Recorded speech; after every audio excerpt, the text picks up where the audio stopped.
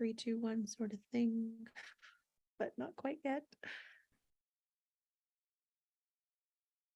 Should be right away.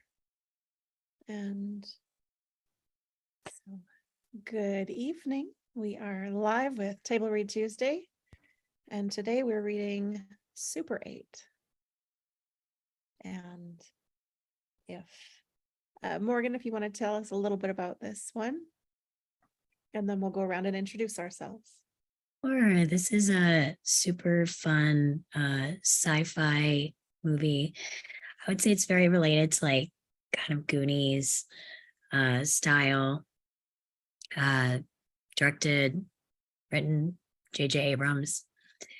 I had seen the movie a few times in the past, but recently read a few of the scenes in the script, and I thought it was such a good script and really well written dialogue. So I'm excited to read it with everyone. Very cool. Thank you so much. So we'll go around and introduce ourselves. So you can tell us a little bit about yourself, starting with Vicki. Hi, I'm Vicki Dykes. I live in Central Alberta, little town, Penhold. I'm an actress and yoga enthusiast. I'm in the middle of creating a yoga show that's going to be on YouTube. And I'm going to be going on Twitch also, doing it live. Tonight,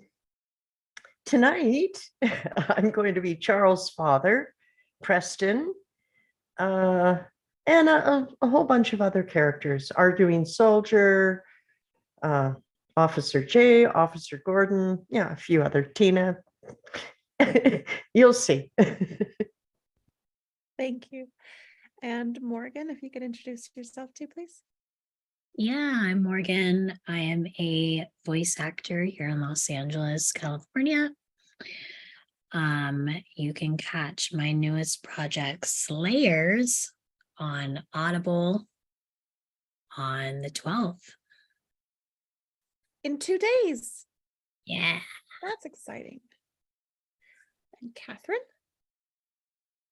Hi, I am Kat DeFoxfire Wilson and at a Gig Harbor, Washington. I read just for fun. And tonight I'll be reading, Charles's mother, Martin, Jack, Joe's dad. Detective Hathaway, also named Martin, probably the same character. And quite a few other that here. Green, and a few more that I haven't written down yet. So looking forward to reading it. Awesome, thank you. And Erin? Hello, I am Erin Lillis. I am a voice actor. I'm playing a bunch of people tonight as well, including Carrie, Martin. Well, that's not right. I'm a bunch of people tonight as well. My latest project came out last week, and it's from the Russian Comic Book Geek on YouTube. He has a very successful YouTube channel where he does a lot of motion comics, and he just adapted the Amazing Spider-Man Coming Home comic, which is the comic in which Spider-Man comes out to his Aunt May as Spider-Man, and I am playing Aunt May. So check that out on YouTube. And I'm looking forward to tonight. I'll also be doing some action descriptions for as long as I can. Nice. Till somebody else takes Thank you over. so much. All right, and Heatherly Cameron. We're just doing introductions. Hi, my name is Heather Lee Cameron. I'm an actor, I'm a voice actor, I'm a writer / freelance journalist, and I'm an independent filmmaker. Right on. Tonight I will be playing Charles' mother, Dr. Woodward, Mrs. Babbitt, Nelek, and Commando. You can find my work on YouTube under The Storm and Latter-day Saint, or on Facebook under Heather Lee Freelancer. I do have some things coming out, I just don't know when. Right on. Thank you. And I'm Angel, and I'll be reading Alice and Jen. Oh, did I write that? Yep. Jen. All these little names here. Jen, Alice, Mrs. Hathaway, which is also Alice, Pruitt, Izzy, Soldier. Somebody's sending me messages and I didn't mute. And yeah, I do a little of whatever I can, whatever I get an opportunity to. And Jacob will most likely be joining us a little later as well. And he's normally doing the co-host. I'm the awkward one. He's really good at it. So if we're all ready, then All right. we'll get started right on. Okay. Super 8 by J.J. Abrams. Oh, sorry, I just have to get the screen up. Mm, I'm a little slower. that's okay. There we go. Okay. All right. Read that part already. Yes. So I'll wait. Thank you. Over black, we hear the dull sounds of industry, a muffled mass of machines, gears, steam. Fade in on a sign, 12 feet across, painted decades earlier, grim, covered black, white, and red. It reads in large 40s era hand-painted type, "Safety is our primary concern." Then, "Days since last accident." And below that, numbers, painted on hanging metal cards. 4 possible digits can hang there, but there are currently 3, 784. Slowly push in on this sign as a man appears, rising on a forklift, in a greasy monochromatic work jumpsuit. Removes the 4 from its hooks, then removes the 8, then the 7. Finally, he hangs up a number, 1. The man lowers out of frame as we creep even closer to the hanging single digit, wondering about the accident, and how bad it was, and the factory sounds grow deafening. And as it builds to a crescendo, we cut to silent blackness. Exterior Joe's house, porch, day. Shiny black loafers, black pants, 3 inches too long. We boom up, stopping at a boy's hand reaching into the black suit jacket pocket. Pulls out a woman's gold necklace with a locket. He holds the locket, rubs it gently with his thumb, continues to boom up. We now see the boy's face. This is Joe Lamb, 14, on the precarious edge of adulthood. He looks out at the horizon with stricken eyes. He moves forward and we pan, so we're behind him now. In the frosty distance, past countless leafless trees and modest homes, is a steel mill, smokestacks and structures, the lifeblood of this late 70s town. Interior Lamb living room, day. Close on Charles's mother and father, funeral attire. She looks out of the window sadly, heartsick and concerned. Behind her, he picks at his plate of food. I'm so worried for that boy. Oh, Joe's going to be okay. She was everything to him, Jack's going to step up. He's a good man. but he was never really a father. I don't think he's ever understood Joe. Joe's going to be okay. But his wife isn't so sure. Then, boys' hushed voices. Interior Lamb dining room, day. Charles, we'll see him in a moment, leans forward, reaching for food on a buffet table. Charles, leaning, has revealed Carrie, a blonde kid in a dark blue sport jacket and tie, and Preston, pale and smart, in a dark sweater. What do you think was in the coffin? Jesus, shut up. I mean, because of how she died. You weren't wondering that? No, I'm eating macaroni salad. We now see Charles, big, in an ill-fitting black suit, and Martin, good-looking, in a shirt and tie, the buffet. I was thinking about that, about the coffin. I don't know how you guys can eat. Try a goddamn turkey roll and you'll discover how. They're delicious. Cut wide to reveal that we are in a modest Ohio house in the year 1979, at a wake. 40-odd friends and neighbors, darkly dressed, quiet discussions, some crying. Either nothing was in there or like whatever they scraped up. Jesus, guys. I heard it crushed her Oh, completely. please keep your voices down. A steel beam. Those things weigh a ton, literally. If it had been an open casket, I would not be eating right now, despite the turkey rolls. Hey, Lucy. They look up. In the other room, a dog, Mutt, Lucy, has jumped on a guest for food. Jackson Lamb, Joe's father, 42, black suit, moves to the dog, walks her out of shot. Joe's not going to want to do my movie anymore. Why? Why do you think why? This story, it's about the living dead, Oh, his mother's not a zombie. but she's dead, shithead. Those turkey rolls are pretty good. Told you. Exterior Joe's house day moments later. A wide shot, a gray, snow-covered early February day here in Lillian, Ohio. Many cars are parked outside the house, notably a sheriff's department squad car in the driveway. Joe, a vision of black on white in his too big black suit, now sits on a small swing set he hasn't used in years. He solemnly looks down at the locket he still holds, no doubt trying to reconcile the fact that it no longer hangs around his mother's neck. Then a sound. Joe looks up. A car has arrived, a distinct 1968 Buick GSX, a yellow muscle car with a black racing stripe down its center. Joe watches as the car sits there for a moment. Then a man gets out, someone Joe has seen before but doesn't know personally, a man in his early 40s, in jeans and a work shirt. He's not exactly sloppy, but if you look closely, you could tell he's been drinking. This is Louis Daynard. Joe watches Louis carefully as he moves to the house, to the porch, and inside the house. Joe's eyes glued on the house for a while. Then he looks back to the locket. He opens it and stares at the picture inside, which we do not see. And as he stares, tears come to his eyes. A moment broken by the sound of raised voices. Joe turns toward the house. After a beat, the sound of something breaking, something glass. Then the house of back door bursts open. Joe cranes his neck, and what he sees he'll never forget.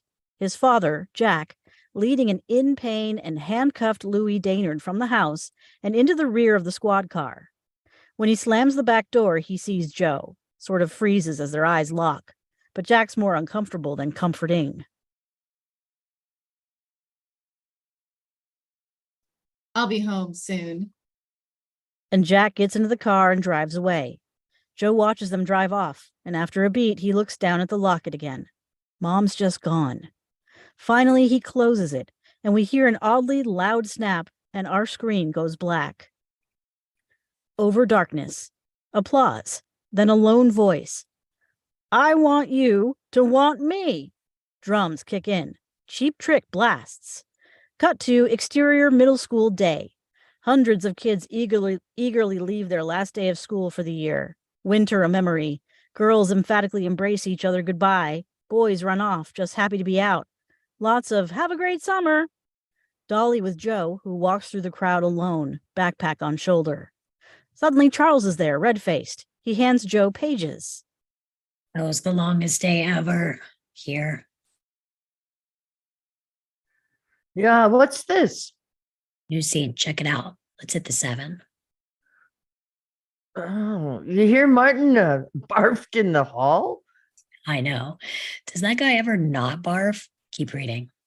I am reading. Not carefully focused. This is important. Detective Hathaway has a wife? I think it might help make my movie better. I need 2 things, a better story and production value. They head across the street to the 7-Eleven. Suddenly Carrie is there, a burn wrap on his right arm now. Martin booted all over his locker. It was the grossest one yet. Let Joe focus. He's reading. After he ate 2 boxes of Mike and Ike's. Never seen so many colors in my life. You shut up a minute? Oh, who's going to play the wife? Jen? No way. Did I tell you what she did with my top hat? Oh, yeah, that was bad. What wife? Alice Daynard. Joe stops. His friends don't. Push in on him. Exterior 7-Eleven day as they head to the doors. I was returning that book on codes and ciphers, and she was in the silent reading section. I thought, screw it. So I asked her if she'd play Hathaway's wife. You talked to Alice Daynard, really? You're not supposed to talk at all in the silent reading section. Shut up. It's for silent reading. She said yes, we're filming tonight, and she's driving. Interior 7-Eleven day continuous. Joe, Charles, and Carrie scan the candy aisle. Driving where? To the train depot. Did you not just read the scene I just gave you? Does Alice have a license? I mean, is she old enough? Or whose car are we taking? Are you making this up? Jesus, freak show. She offered to drive and I accepted. Can I see? Was she nice? Why is she doing this? I don't understand. We don't even know her. Maybe she just wants to be in a good movie. You ever think of that? I don't think that's what it is. I've been working on this movie for months. I'm just trying to make it good. Hathaway's married now? Really? Charles swipes the pages from critic Carrie. What was she reading? What? In the silent reading section, what was Alice reading? Who gives a rat's ass what she was reading? The festival's deadline is in 1 week. My movie's got to be great. Charles's Super 8 movie being projected on a movie screen. Slowly push in on the screen. Kids earnestly playing adults. Interior Building 47 day. Super 8. Darkness. Then a door opens. It's Detective Hathaway, played by Martin, in silhouette. He enters. It's an old warehouse, dirty, cobwebbed, crowded with crates, old machinery, chemical barrels, and junk. The detective turns on his flashlight, aims it, sweeps it across the space, the light hitting the lens for a moment. The detective walks through the spooky, dark space. A low, growling industrial drone makes the whole place oddly creepy. Then, a sound, quick but strange, slithering, and the detective aims his flashlight, tense. He watches, waits. We see where he's aiming the light, which cuts through thick dust in the air. It's an old office door, ajar. Hathaway is still, nervous, watching the door, waiting for it to open. And then, from the darkness behind him, a terrifying open-mouthed zombie appears, attacks, and the detective turns, his flashlight knocked to the ground, and Hathaway falls too, the wild-eyed, gaping-mouthed zombie drooling as it tries to bite Hathaway's flesh. We recognize that the zombie is Carrie. Actually, not a bad performance. The detective pulls out his gun, but the zombie grabs his wrist. They wrestle with the gun, the zombie wanting to rip into Hathaway's neck, but Hathaway sees 3 sharp-tipped nails sticking out of an old piece of wooden crate, and after a significant struggle, Hathaway pushes the zombie back so his head is impaled by the nails, which we see enter his skull. The zombie, stuck to the crate via the nails, screams and dies, and just as Hathaway catches his breath, the image dims and freezes. The projector has just been stopped. We are in interior Charles's room day. Board games, books, records, a stereo, toys, and magic. Super 8 film equipment and paraphernalia. Movie one sheets hang. Carrie, Halloween, Earthquake, and Night of the Living Dead. No sports memorabilia. Charles turns on the lights, looks anxiously at Joe. That was a good zombie murder. Yeah, but it's not a story. Thank you for that.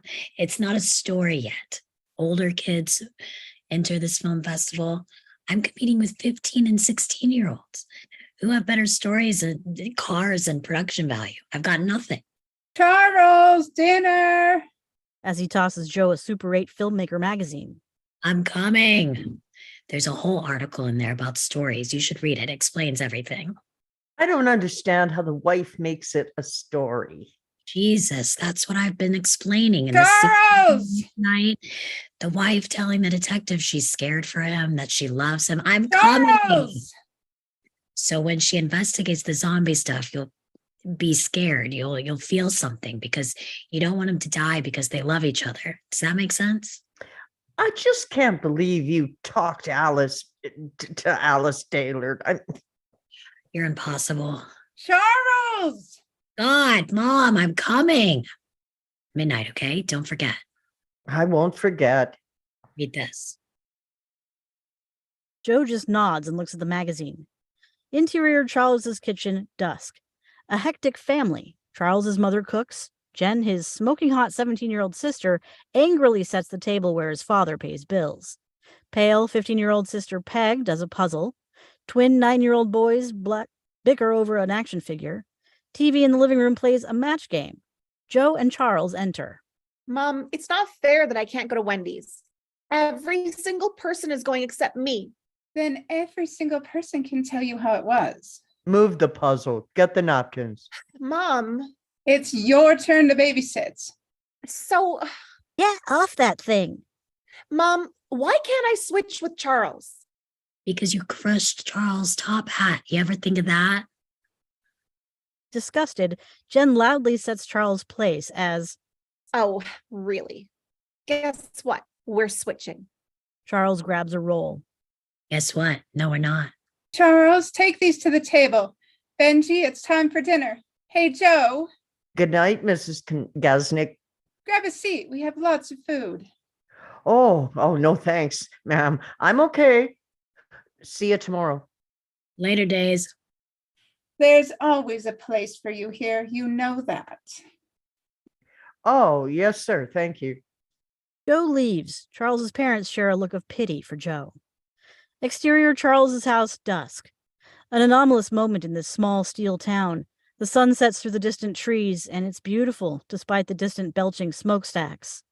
Joe leaves Charles's house and crosses the street to his own, squad car in the driveway. Interior Joe's house, dusk. Joe comes into the kitchen through the back door. Lucy the dog greets him. A TV is head somewhere. Nightly news reports on the ongoing cleanup of 3 Mile Island. A half-empty beer bottle on the table. Joe peeks into the living room, but no one's there. Joe looks around for his father, heads down the hallway, stops when he sees something off camera.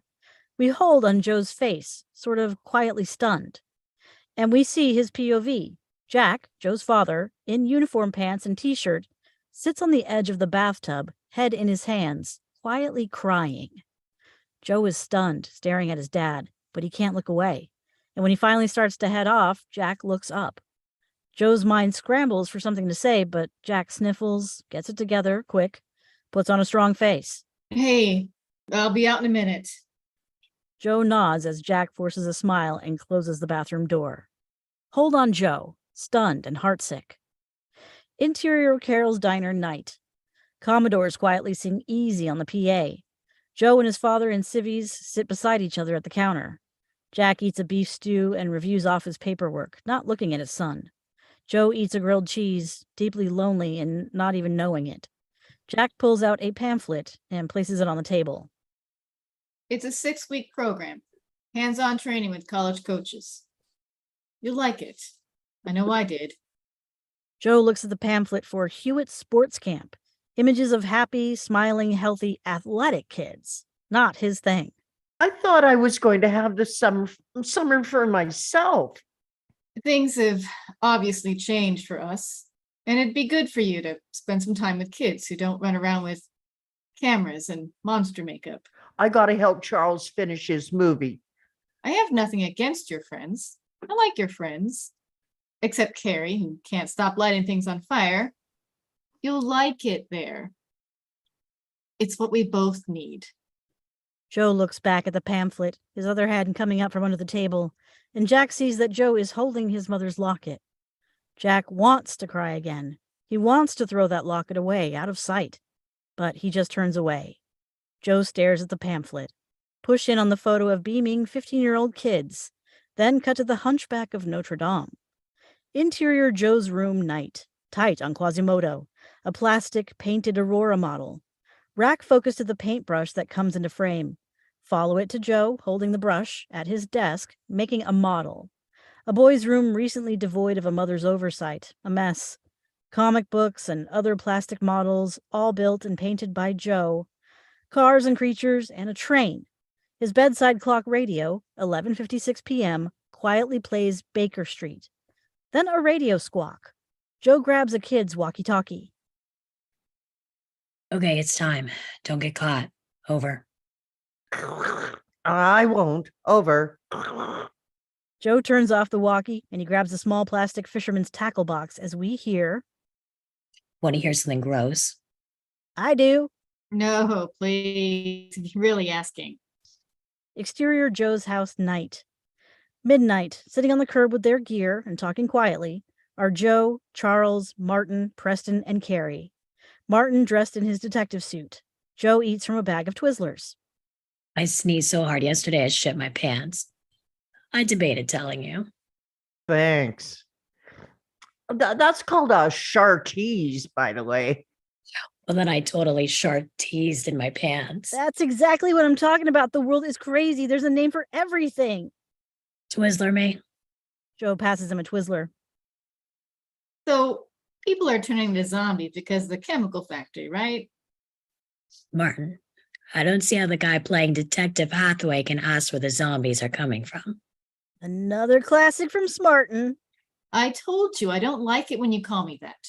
I'm sorry, Smartin. Shut up. Guys, All the boys look. Their faces brighten. Headlights. The boys stand as the car stops beside them. It's the yellow Buick with the black racing stripe that pulled up to Joe's house during the wake. But now, sitting in the driver's seat, is 14-year-old Alice Stainerd. She sees Joe. Joe Lamb? yeah, What the hell is he doing here? Makeup, sound, and special effects. He's the deputy's kid. What? you know that. Charles, I don't have a license. I can't drive with him. You want Joe to stay back? It's too late. He's seeing me in this car right now. You can trust me. My dad'll never know. I won't tell him anything. Looking away, she's pissed. All the boys in silent wait. She considers, annoyed, shakes her head. Finally, Get in. the boys excitedly scramble into the car. Exterior countryside night. The Buick crosses the nighttime horizon, leaving the small town, driving through a rural landscape. You're driving very well. I'm impressed. Interior Buick night. Alice drives. The boys shoved in the back with the gear. In front, Charles struggles with his backpack and camera bags as he pulls out pages, arranging them. With her driving, there's an unusual electric energy in the air. Joe eats his Twizzlers in the back, trying not to stare at Alice. So, I wrote a couple new lines. Can I show you? What? New lines? Charles, what? I have new lines? Shut up. There aren't a lot. Well, I'm sort of trying to drive. What would be great is, could you cry during the scene? Can you do that? No, Harry messes with the radio. Alice moves his hand away. stop. You know the first place I'm going to drive when I get my license? Want one? Alice looks at him in the rear view. Their eyes hold a beat. Newcastle, Pennsylvania, fireworks capital of America. She takes the Twizzler he offers and looks back to the road. So I don't have any new lines, right? Because I just learned these. Shut up. I have never been a passenger in a vehicle without an adult driving. I'm unresolved as to how I feel about it. Exterior rural Ohio night. The Buick whooshes past a solitary Kelvin gas station. The car dips into the darkness beneath a blanket of stars. Exterior train depot night. The Buick pulls up to this small, empty train station in the middle of, essentially, nowhere. A series of hanging lights illuminates the train platform. There's a small office currently closed. No one around. The kids get out of the car. Guys, there's an electrical socket up here. Hey, Charles, do I have more lines? No, but can you pick up some stuff? The boys carry many bags and the tripod. Platform. Charles looks at the scene through the lens he creates with both hands. Guys, this is going to be great.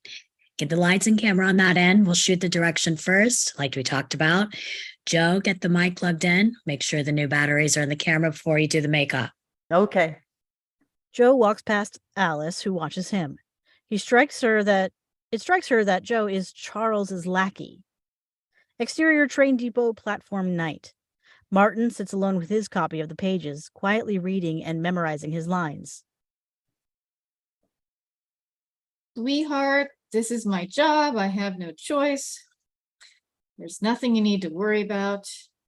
What am I supposed to go to Michigan with you? Harry Oh. grabs his paper and throws it to the wind, sending Martin running after it. No, Carrie. Interior platform.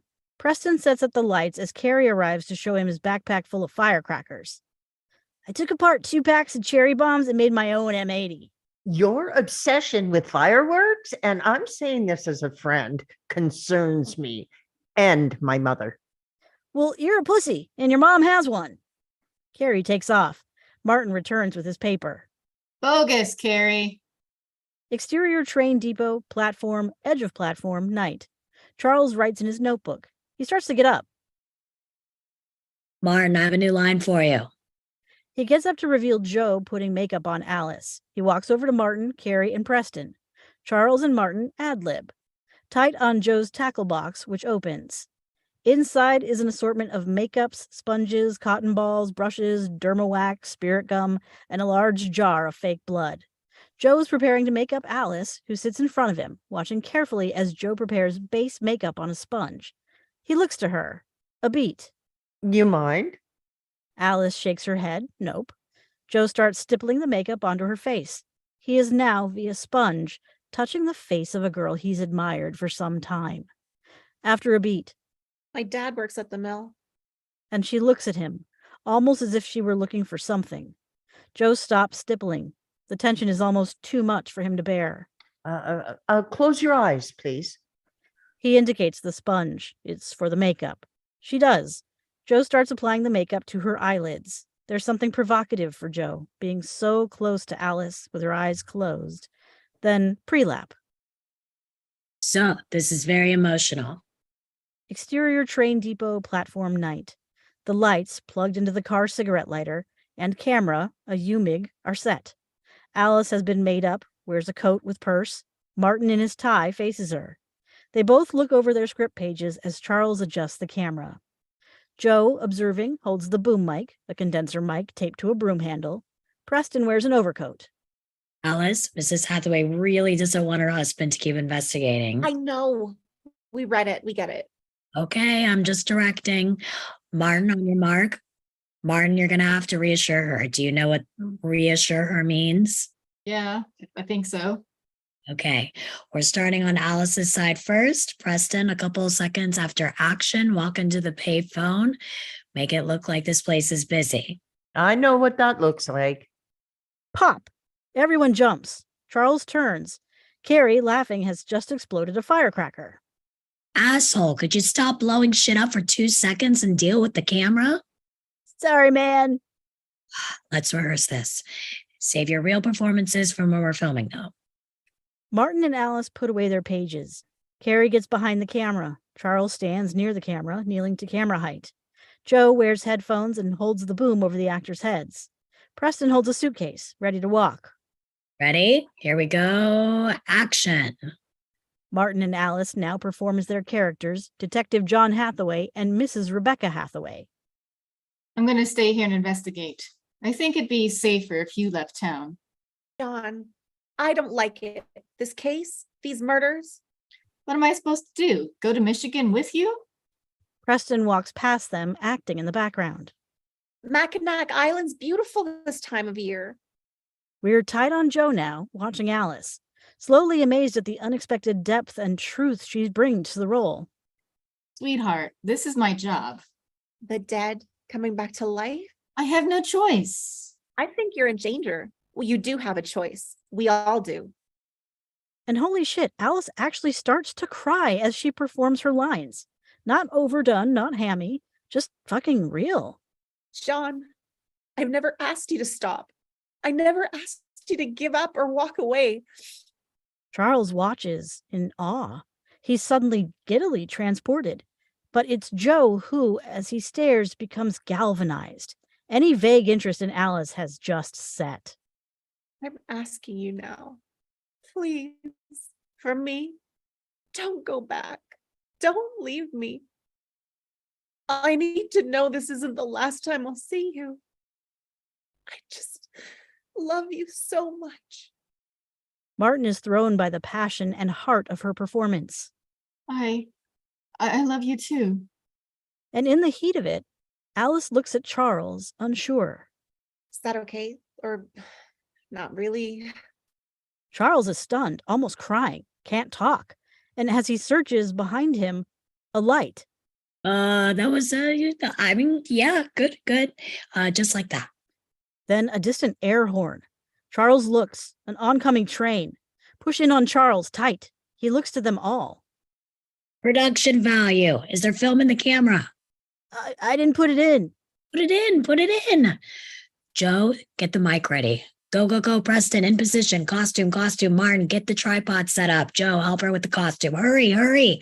Go. I don't want to miss the train. Preston, get in position. Martin, you know the lines, right? Is the film in the camera yet? As Charles runs to Alice, takes her script pages. I love how Yeah, calm he is. yeah, he's a very relaxed guy. Joe laughs a little as he goes. Carrie rips open a yellow Super 8 box. Joe grabs the mic. Carrie inserts the film. Click. Joe plugs in the mic. Charles grabs the camera. Everyone ready? Be extra loud when the train passes by. Oh God, I hope it stops. You ready? They're set to film toward Alice, the approaching train in her background. Charles puts on the headphones. And action. And they're shooting. I'm gonna stay here and investigate. I think it'd be safer if you left town for a couple of days. John, I don't like it. This case, these murders, What am I supposed to do? Go to Michigan with you? Mackinac Island's beautiful this time of year. Sweetheart, this is my job. Charles watches, beaming with excitement. Joe holds the boom, looks to Charles to make sure it sounds okay. This is when he notices something in the distance. Headlights. A quarter mile away, a vehicle drives along the horizon. A beat. But the train is approaching, getting louder, which makes Joe turn back toward the train, the thing almost upon them. Louder and louder, so the actors begin to yell over the growing din. The dead coming back to life? I think you're in danger. I have no choice. You do have a choice. We all do. John, I never asked you to stop. I never asked you to give up or walk away. Joe looks back at the headlights and sees something very odd. The distant vehicle turns onto the tracks, pushing on Joe, unsettled. As the train crosses them now, Joe looks back toward Alice, a blast of air shockingly loud. But I'm asking you now, please, for me, don't go back. Don't leave me. I need to know this isn't the last time I'll see you. I just love you so much. Alice and Martin continue to yell their lines. Charles is almost laughing at how good this looks, but Joe looks desperately back toward the headlights, the train lighting up the old pickup that is about to crash into the train. I love you too. And Joe finally swings the mic down and yells. Guys, watch out! Joe, what the hell are you? Just then, bam! The train engine, hundreds of yards away, slams into the truck. The kids gasp, react as the train engine derails. Run! The train begins to crash, accordion. The kids scream, run. Entire 15-ton cars jackknife and crash upward, flying vertical. Charles's Super 8 camera and tripod slam onto the platform, landing sideways, still filming as the crash wave approaches and passes them. The kids scatter. Preston and Martin run one way. Charles, Carrie, and Joe run another. Joe stops as Alice runs around the building. Alice! Joe, we have to go. They run off. I don't want to die. As nearby cars rip off tracks, tumble, cars from farther back jettison towards them, slamming into the depot, shattering it. The entire area is decimated in an instant. And then it's over. Just the odd dying chugs and screech, screech, screech of train wheels running out of momentum, hisses of steam, the unnatural bending of steel. In the dust, Joe lies frightened on the ground, eyes tightly shut. His mind races, his heart pounds, and then a loud metal bang. Joe stands up fast, faces a mountain of twisted steel. Upside-down train cars piled frighteningly around him. Just another few feet and he would have been crushed. But what was that sound? Something metal? Then again, slam. Joe backs up, afraid. It was almost a labored groan. Mechanical or animal? A crazy screech, another bang, then again and again. We see Joe tightly gripping his necklace locket in his hand. Then crash, awful loud, and a twisted 10-foot square sheet of metal explodes from behind the overturned train cars. Joe covers his head as the metal stabs the ground 20 feet away. A train sliding door. Joe turns to see it, stunned, then back to the direction of the noise, but it is gone. Nothing. Tied on Charles' camera on its side, finishing up a cartridge of film. Guys?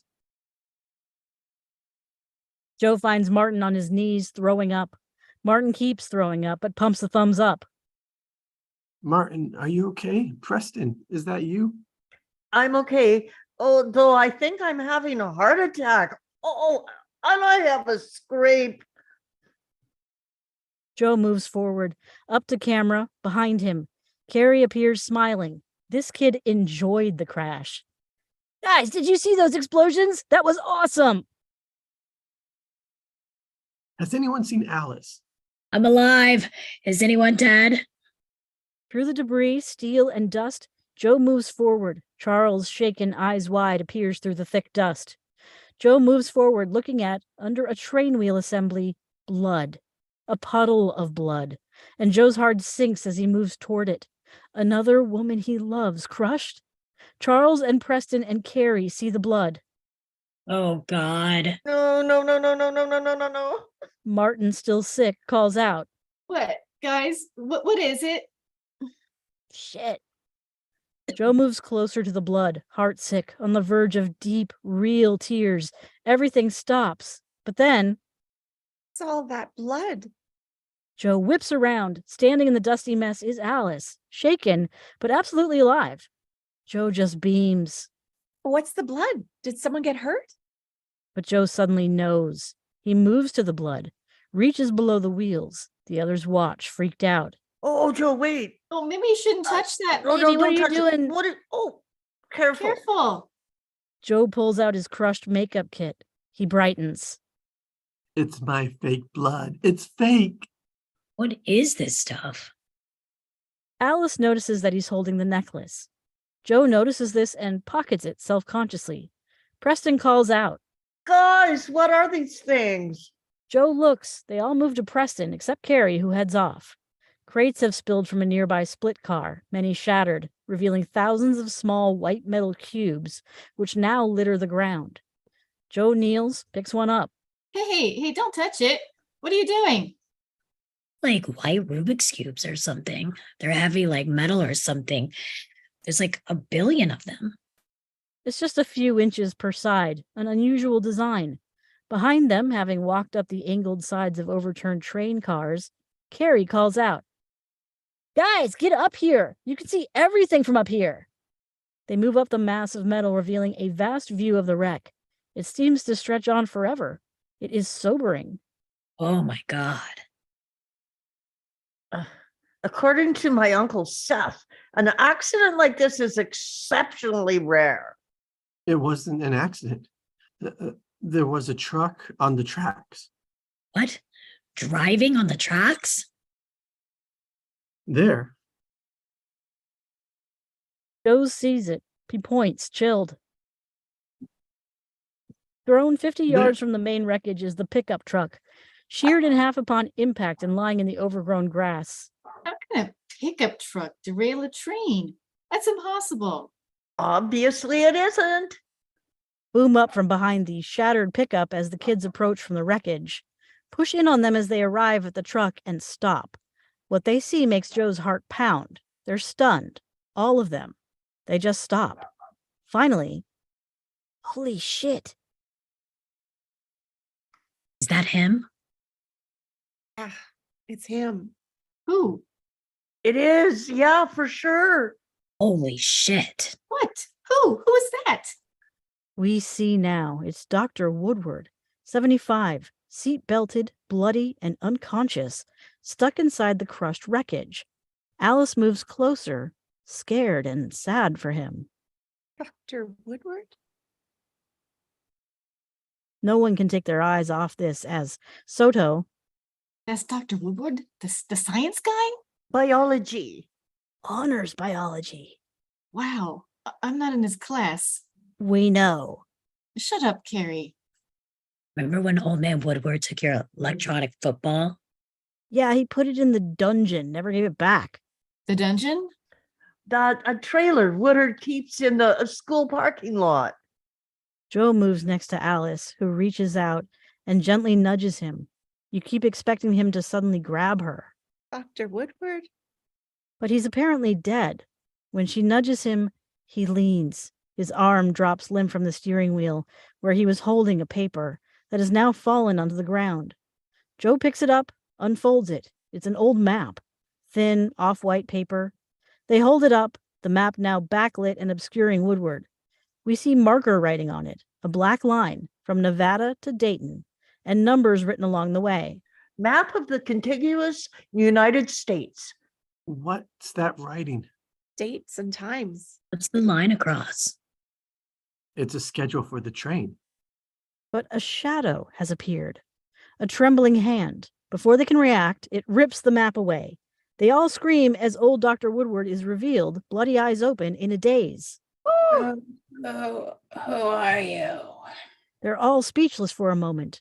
Finally, too loudly, Dr. Woodward, it's Charles Kaznick from fourth period. You've been in an accident. but Woodward has reached into his jacket and pulled out a gun. The kids jump back, stunned. They will kill you. Do not speak of this, or you and your parents will die. We're on Joe's stunned face, but distant voices make him turn his head. Hundreds of yards away through the wreck, figures with flashlights approach fast. Guys, look. The rest turn to look. Their minds are racing, all of them. We shouldn't be here. Oh! The kids start moving away. Oh, my dad will deball me. Let's get out of here. Now they're sprinting, flashlight men getting closer. Charles arrives on the platform, grabs his camera. Alice hurries past, hunting for her keys in that big purse. She eyes the flashlight men getting closer. Move your ass. We gotta go. Joe grabs his makeup kit, another duffel, runs for the car, past a whining Charles. Get in the car. As the flashlight men approach, Joe runs and gets in the front seat, the other boys in back. Alice slams the car into reverse, screeches, backs up, narrowly avoids debris, then rides off. The flashlight men arrive, soldiers, their adrenaline pumping. One man who walks up to the camera, eyeing the vanishing car with intense suspicion, Colonel Nellick. He then looks to the ground in front of him, close on a fresh, empty yellow Super 8 film box. Nellick steps to it, picks it up, looks at it, then back up at the disappearing car. We push in on his burning eyes, and if anyone would like to take over, this would be a good time. Exterior Ohio Road night. Roar. The Buick speeds past. Interior Buick night. Overlapping mayhem, but Charles obsesses over his camera. Holy shit, that was insane. He had a gun, an actual physical gun.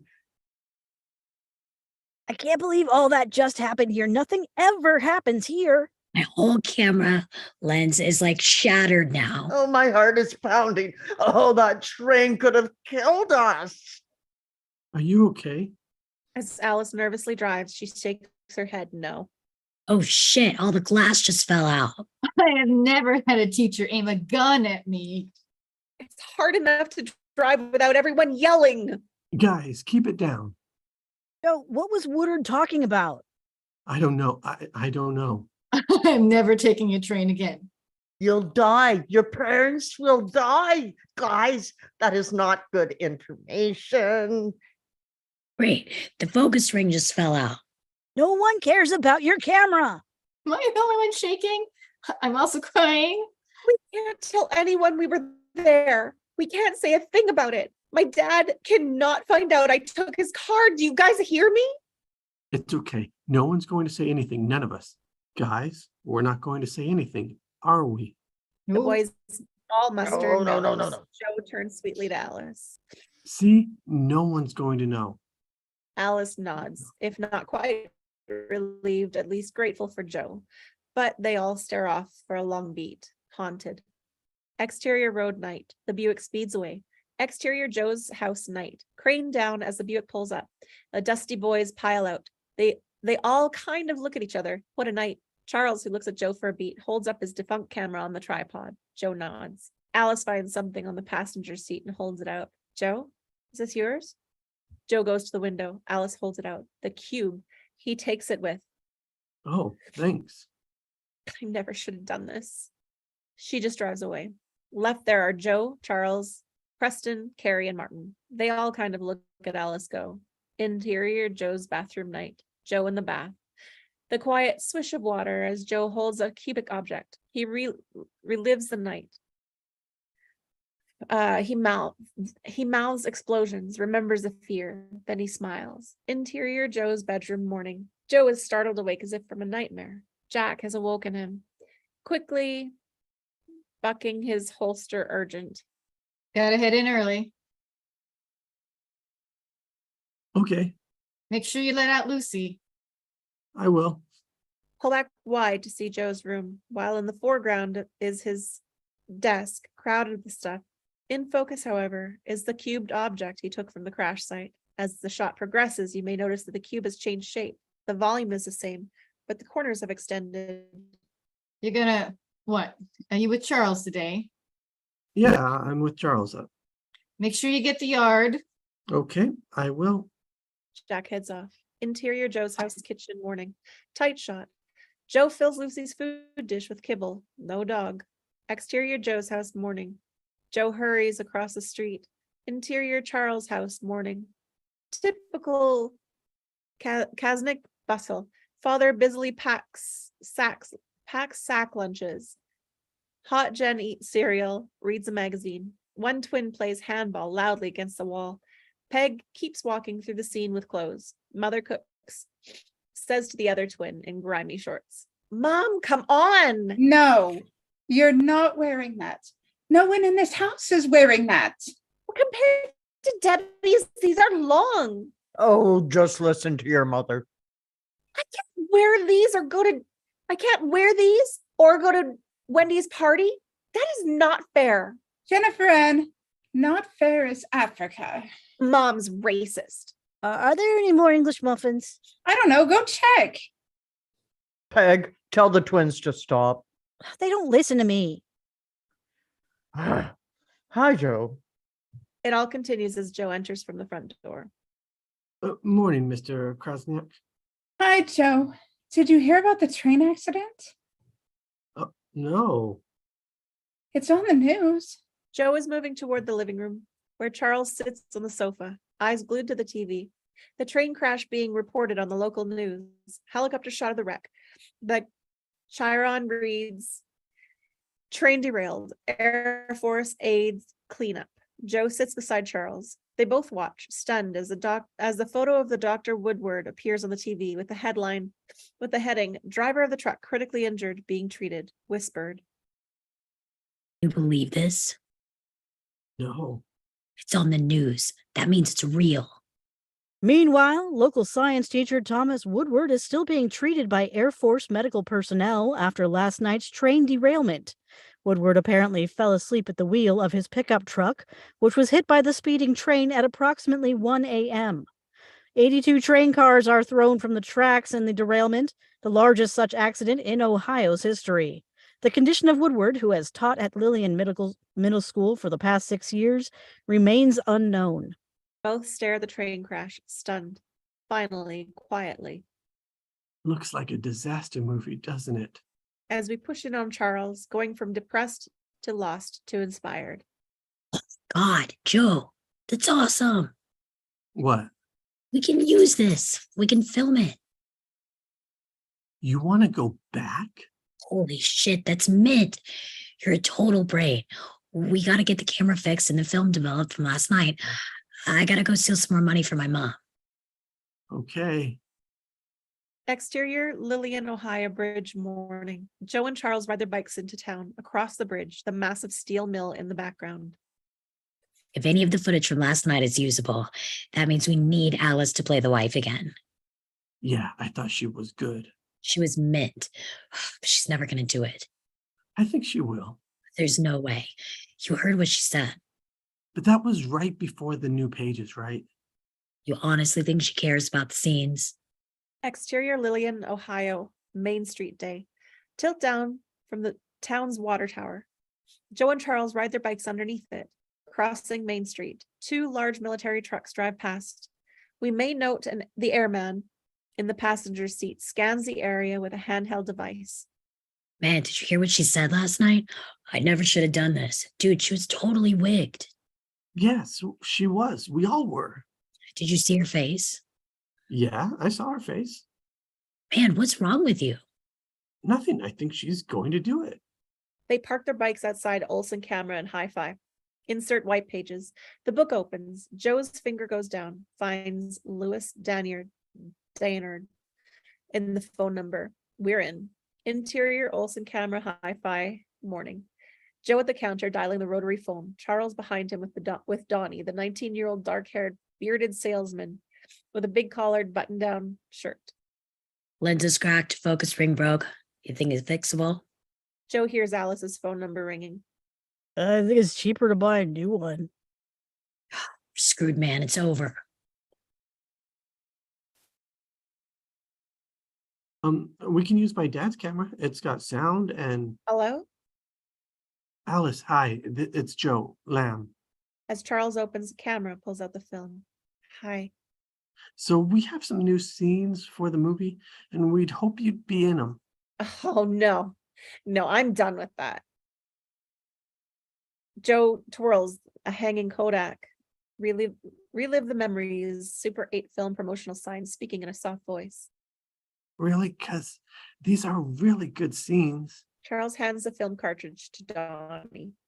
We need this developed as soon as possible. Can you do overnight? Asshole, no one can do overnight. You want to buy some pot? Charles reacts. He's never smoked anything. No, thank you. You guys are weak. I'm watching the crash on the news. Yeah, I know. I saw it. Are you okay? Well, as fast as you can do. I can make it a rush. You get the film back in 3 days. What's your sister up to? You know, the hot one, not the other one. I don't know.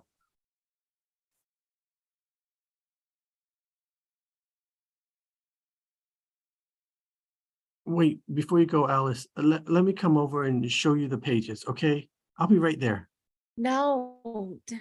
Exterior Alice's house day. Lower middle class house set against woods. Joe with Alice at her front door. She seems unnerved. I don't care what Charles wants. I said no on the phone. You totally did. That's true. I know, but And now you're here at my house. I am, which under normal conditions, I would never. It's too weird after last night. I don't understand how you guys can keep working on your stupid movie. I really don't. We have to, while the crash is still there. Please. No. But Alice's eyes have flickered to the Buick pulling up. You should go. Joe watches Lois get out of the car. The man who got arrested at his mother's wake, carrying a small grocery bag. He sees Joe and darkens as he approaches. What's this? He was just inviting me to a party. Joe steps back as Lois arrives. Lois seems to hate Joe, but at the same time, can barely look at him. She's not going to your party. Yes, sir. Lois throws Alice a dark, resentful stare. You know better than this. She nods, uncomfortable. Lois turns to Joe. You get out of here. You go home and don't come back. I don't want to see you. Lois goes back inside. Alice follows, turns to Joe. As awkward moment between them, then quietly conflicted. I'll do it. What? She closes the door alone. Despite it all, Joe is happy. Off his smile, we hear loud pops. Bam, bam, bam, bam. Exterior hilltop day. Martin, a Detective Hathaway, fires a gun, shooting Carrie, dressed in a dirty suit, as a man turning into a zombie, his eyes wide and glossy white. And as he is hit by the bullet, he slams his hand onto his chest. Blood bursts all over him, and he falls painfully to the ground. When we find Charles behind the camera yelling out. God, that was mint. So good.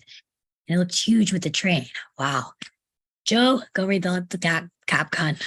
Okay. Wide shot rising past 6 bicycles, thrown to the ground in a typical kid jumbo. Charles, Joe, and Preston, with Joe's kid's Kodak camera on tripod, have been filming, their gear scattered, keep moving over them to Martin and Alice, who were on camera. Beyond them, in the valley, the train crash seems to go forever. Military trucks, tents, and soldiers, helicopters buzz in the distant sky. Joe moves over to Alice, who looks out of the crash during all this. We'll get the other direction next. Alice, that was mint. Martin, go a little faster next time. I'll try, but I'm still crying about last night. I feel like I'm crazy.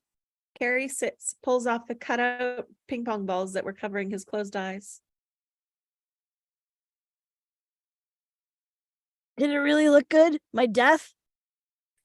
Close on Joe as he arrives beside Alice, who looks out at the train, haunted, quiet. What do you think happened? Joe stops reloading the gun, looks out, gets lost as well. You mean why he crashed the train? I just got a horrible feeling. Martin arrives there too. Preston too. Anyone else still shaking from the crash? I got in my parents' bed last night. Haven't done that since I was like 11. Joe suddenly walks away from them, back toward the camera. Did I just insult him? Joe grabs the camera near Charles. Dude, what are you doing? Joe moves the camera back to Alice. He looks through the lens, uses the zoom, and we see Joe's point of view, the crash zoomed in. He pans from one car to another. Alice watches Joe, who peers into the camera for a long beat, finally standing up, looking out at the crash. That whole thing, it's an Air Force train. What? Interior diner day. The kids sit at the table at the window. The car lot is across the street. They're talking excitedly but quietly. I make models, plastic ones, glue them, paint them. And he's not embarrassed by that? Look who's talking, math camp. Oh, the waitress is there, delivering more food. Thanks. Could I have a coffee, please? Cream on the side. Sure. She heads off. Carrie smiles at Alice. He is so sophisticated. Shut up. I like coffee. No one likes coffee. Keep going. Okay, Air Force trains, even models, have these hooks. Ooh, they do. Like for when their train cars are put on transport ships. Every car in the crash had hooks. Every one. Joe, stop talking about it. Am I the only one who doesn't understand what all this means? Probably, Smartin. Shut up. I don't like that.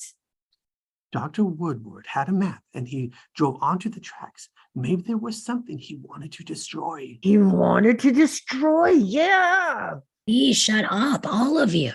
I say he was just sick of being old and wanted to kill himself. He had a gun. Why not use that?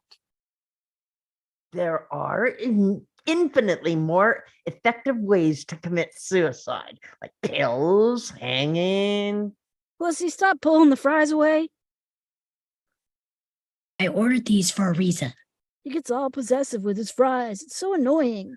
You could jump from a building. Fall downstairs.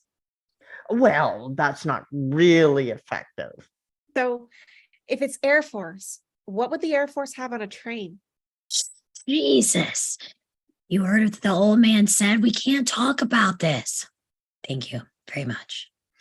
Frowning, Harry, also known as seppuku. Excuse me, could we please get another order of fries because my friend here is fat? Bunny chompers, at least I don't use a booster seat. What was your teacher even talking about? Who were we supposed to be afraid of anyway? I don't want to find out. Guys, we got to forget we were there. Joe, seriously, you really want to take a chance that something could happen to your dad too? This lands for Joe, for all of them, as we cut to exterior crash site day. The massive train wreck that goes on for a mile. Hundreds of military work to clean up fast. The truck drives past camera, taking us to Jack and Nelek, who walk together amid the debris. Choppers land and take off in the background. Yes, I understand. This crash has caused a whole mess of confusion. Well, as you can expect, the local authorities are trying to figure out what happened here as well as how to help you out. It's under control. It'll be a very fast cleanup. Colonel, there isn't anything I should know, is there? Not that I can think of, Deputy. I understand you have concerns about our cargo. I'd like to see that manifest, yes. That's not going to be possible. Colonel, I've got a lot of people in my town that are going to want to know what's taking place. What town is that? Lillian. Deputy, if you're asking me if we had any dangerous property on board this train, I can assure you the answer is no. Colonel, Excuse me. Jack looks at Nellick, not quite believing him. Interior police station day. Jack is with Sheriff Pruitt, who stands distracted, picking up reports from his desk on his way out. Oh, they gave me the runaround for 2 hours before I was allowed to talk to anyone. I'd say they have their hands full, wouldn't you? Nellick, the colonel, refused to show me their manifest. Said they were carrying mostly airplane parts. It's Air Force, Jack. Airplane parts sort of make sense. Sheriff, I'm telling you, there's something else going on. They're taking molds of tire tracks. Now, why would they be doing that? Who are they looking for? And they're packing these weird little cubes into crates and they're, Weird little cubes. yeah, into these red trucks, dozens of these trucks. And I'm telling you, they're scrambling to get the hell out of there. I'd say that's a good thing, wouldn't you? Sheriff, I think you need to check it out. Well, I Yeah. think you need a break. Oh, sorry. And I think you need a break. Jack, I've been telling you this since Elizabeth. You're a good deputy, but you need to take a vacation. Go home, take off your uniform, go fishing, and give your son a hug. Pruitt walks off. Jack, unsettled, watches him go. Interior Calvin's gas station, night. Fingers tapping, their fingers on a counter. A Walkman sitting beside them. Boom up to a 23-year-old Breen who digs the blondie he's listening to. He's alone in the station. Behind him, 60-year-old Sheriff Pruitt enters. Hey, Breen, not sure Eddie's paying you to listen to the radio? Breen doesn't respond. The sheriff throws a candy bar at him. Breen! Breen pulls off his headphones. Oh, hey, Sheriff. What's that? Walkman. It's like a stereo. Play your own cassette tapes. Want to try it? I don't think so. Kids walking around with their own stereos. Just what we need. It's a slippery slope. He exits the store. Yes, sir. Pruitt heads out. Breen puts the headphones on again. Exterior Calvin gas station night. We see we're at the lonely gas station. The kids drive past earlier. Pruitt's squad cars fills up. The only car here. High overhead, the yellow Calvin sign turns atop a tall pole near the road. Pruitt crosses to his car, peels a candy bar. Hearing something, he turns. A pack of dogs run by. A distant shot as the lights momentarily dim and flicker. Close up of the pump station, spinning white number on black. The gallons and dollar amount blurring higher. Then a bizarre reflection. Pruitt sees it, turns. And what he sees is tall and terrifying. He drops the candy, goes for his gun, but interior Calvin gas station night. Breen closed.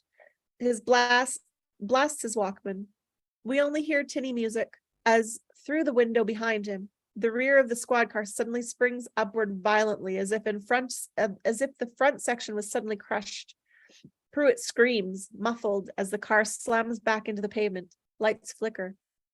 Exterior Calvin station night. Gas pumping onto the asphalt. Screams of Pruitt. Horrible, confounding. Interior Calvin gas station night. Pruitt's screams end. And Breen opens his eyes and rips off the headphones. The hell was that? He looks out, sees the car, shattered windows, confused. He heads out. Exterior Calvin's gas station night. Breen moves tentatively towards the crushed car, quickly glances for Pruitt, who is missing. He gets closer to the car, confounded by what he sees, hands shaking. He rights the pump and replaces it. His heart pounds as he starts for the building, but slips on the gas, falls hard, looks up, sees whatever's coming for him, screams as he gets to his feet and runs like a mother effer. Interior Calvin gas station night. Breen rushes inside. We're with him as behind him. Crash. An explosion of glass and junk food and exterior Calvin gas station night. We look down upon the station from up high, where the turning lit Calvin sign blocks our view for the moment.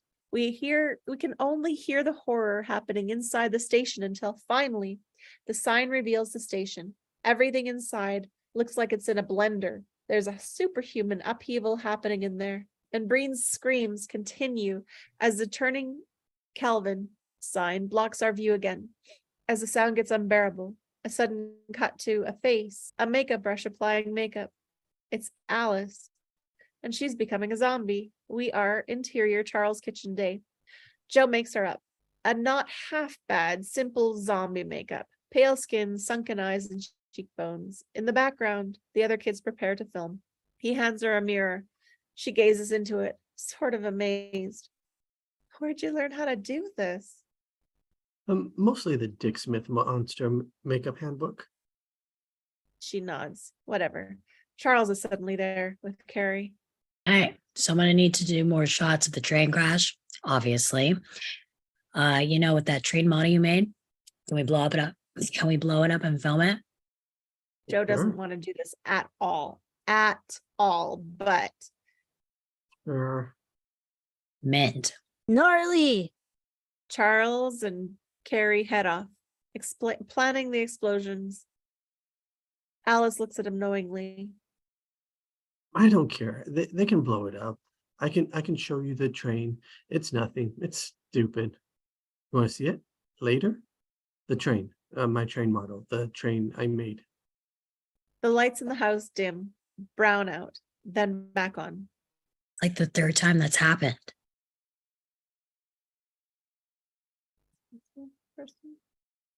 Dude, kitchen. So how am I supposed to be a zombie? Oh, just be a lifeless ghoul. Someone with no soul, dead eyes, scary. Did you ever meet Miss Maitland? For English? Yeah. Like her, but hungry.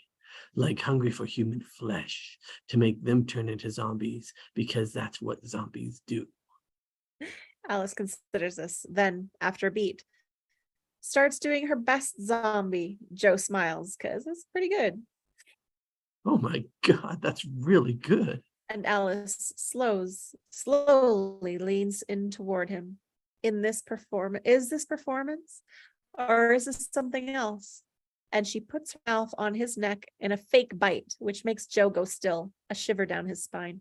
He's never felt anything like this in his life. And when she pulls back, her performance over. She's smiling. He doesn't know what to say, tries to stay cool. Not bad. Exterior Calvin Station Day. We're near the gas pumps, low to the ground.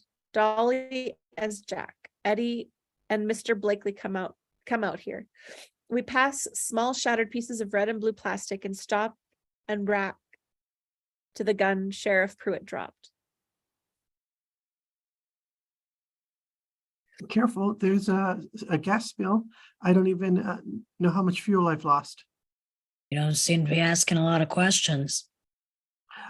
Give the man some time, Mr. Blakely. He's just the deputy. He's not the sheriff. Jack kneels by the Smith & Wesson Model 19. Jack pulls out his handkerchief, lifts the fun, push in on the engraved initials HP. Jack is rocked by this. He opens the cylinder to check if it had been fired. Cut back wide. No squad car here. Jack checks out the broken blue and red plastic as he makes a walkie call. I think this is most likely a bear attack. Remember when I said you talk too much? Well, this is the time. Vicky, you heard from Sheriff Pruitt this morning. Negative. Still no word. Vicky, I need you to have Dayton send a CS unit out to Eddie's. You put an APB on the sheriff and Breen Haskell. Send units to their houses immediately. You copy all that. Copy. And Jack, we're getting a lot of unusual calls. What kind of unusual calls? Exterior car lock day. Angry Izzy, 65, opens a new car hood. Pieces of the engine ripped away. Messy. Dolly with him. Jack follows.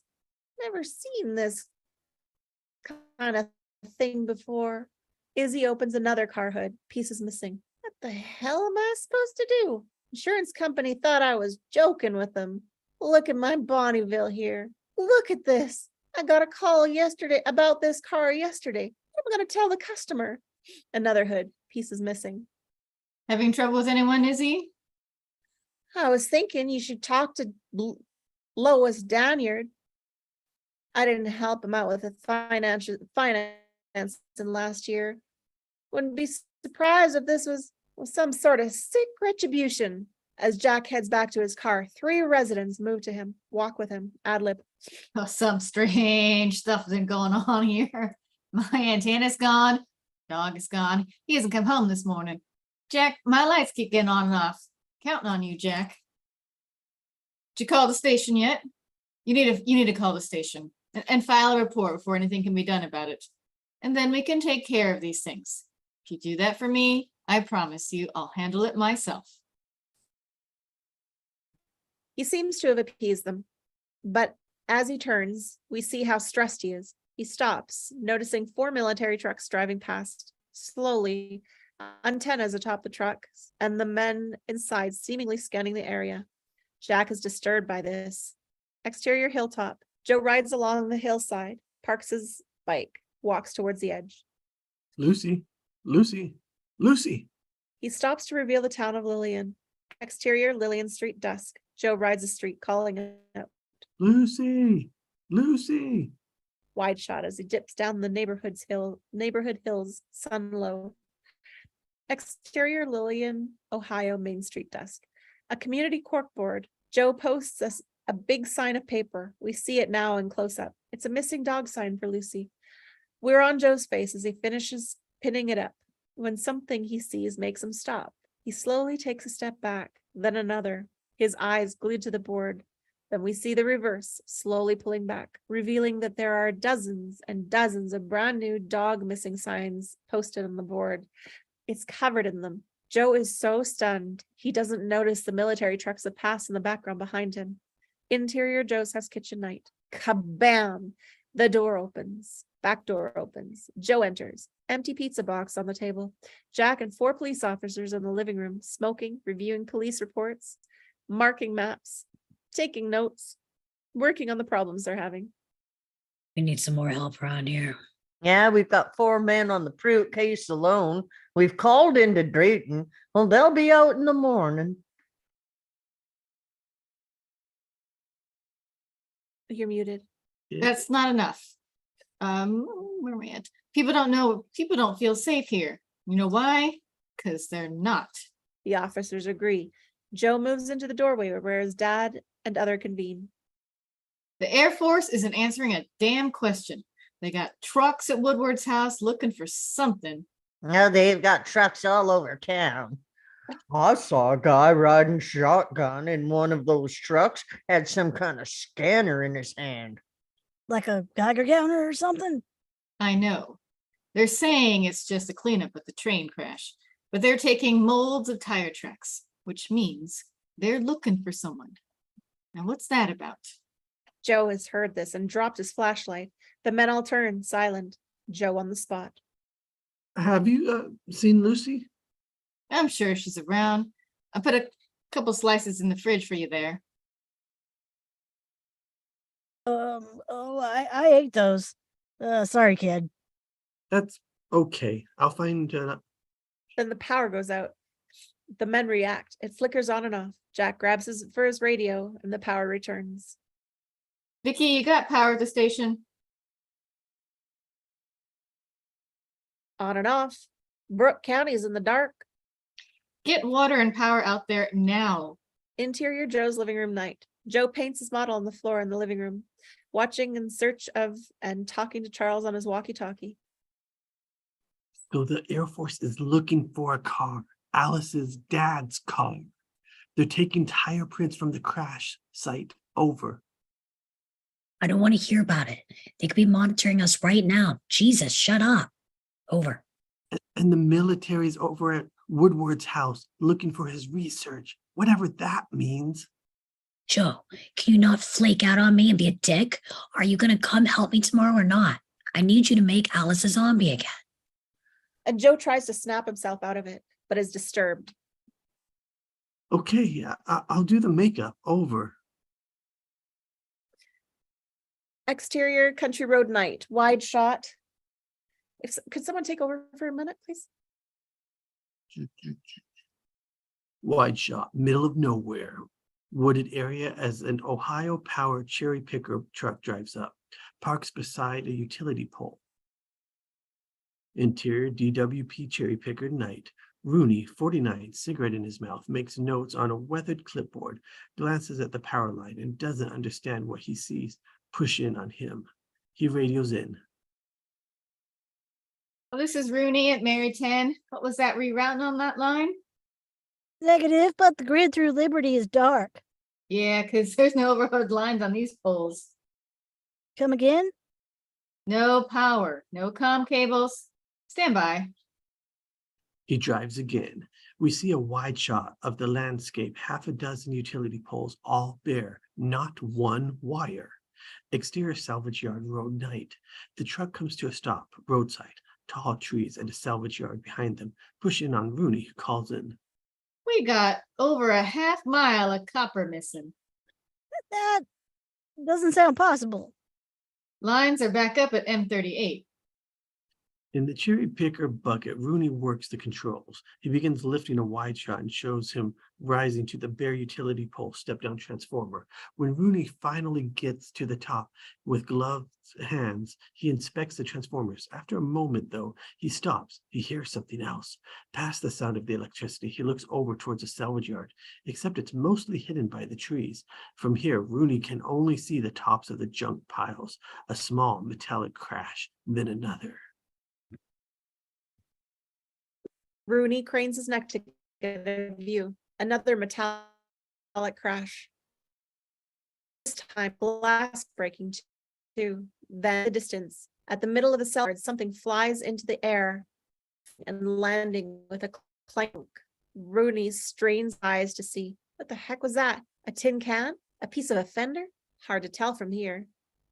Then thrown into the air, a car tire. It lands with a thud. Rooney then uses the bucket controls, moves backward and up, a touch higher toward the transformer, not exactly watching how close he is getting. He stops, watches. An entire junked motorcycle flies into the air, discarded, twirling, and crash lands out of sight. Rooney is stunned. As the metallic rummaging sound continues, Rooney moves to the bucket even higher, when suddenly his bucket beeps loudly. He's warning he's too high, and he suddenly stops it, and the beeping stops. But so do the rummaging sounds. Silence, save for the eerie hum of power. He waits, nothing. Wants a better view, so he begins to lower the bucket. We're in a wide shot, seeing his descend painfully, slowly. Then we're on a long lens, close up of Rooney as he slowly drops, tight on him, as he's looking over toward the salvage yard. It takes us a minute to realize there's freaking something behind him. So big we didn't see it, coming out of the shadows. It's got muscle and flesh, and it makes an ungodly sound. And it instantly grabs him. The truck rocks as we cut inside the cab of the truck, looking out of the windshield. Keesh! It spiders as Rooney's legs impact the glass, and suddenly we're in a wide shot of the cherry picker, rocking back and forth at increasingly smaller movements until the truck is motionless, empty, alone. Then, noise, an amplified voice. I want to know who took them. Interior town hall day. A loud town meeting. 200 frustrated citizens crowd the auditorium. Jack is at the podium. Town officials, including the local mayor, sits on the stage as well. Currently, Mrs. Babbitt, 52, speaks into the microphone on the floor. 20 microwave ovens gone from my inventory. Brooke County's without power. This feels to me like a Russian invasion. The town roars its approval. Jack, impotent, tries. Mrs. Babbitt, I don't believe the Russians have anything to do with what's happening in town. But I'm calling the curfew because Until you can tell me who's messing with us, I say it's the Soviets and we're at war. I like you, Jack, but we need Sheriff Pruitt back. The town erupts in agreement. we have good people working on that, Mr. McCandless. A short, bald man of 65, Mr. McCandless, speaks. Since Wednesday morning, my ham radio has been a mess. All sorts of frequencies I'd like to scan, some kind of buzz modulation. Have you found that? Push it on Jack, hearing this. Mr. McCandless, can I speak with you for a moment privately? The mayor takes over as Jack has his sidebar meeting with Mr. Candless.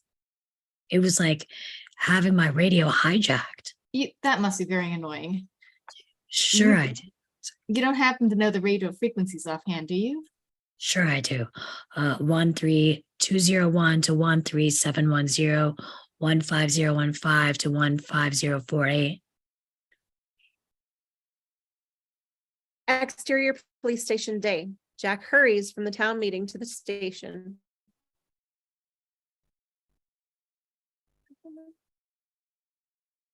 Oh, man. Oh, Heather. Jack, all the tools in the garage are gone. Patty, get in touch with Vicky.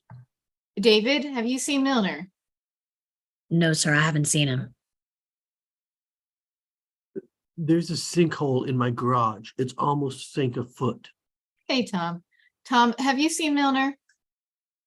Have you tried his office? Check his office. The power's been out for days.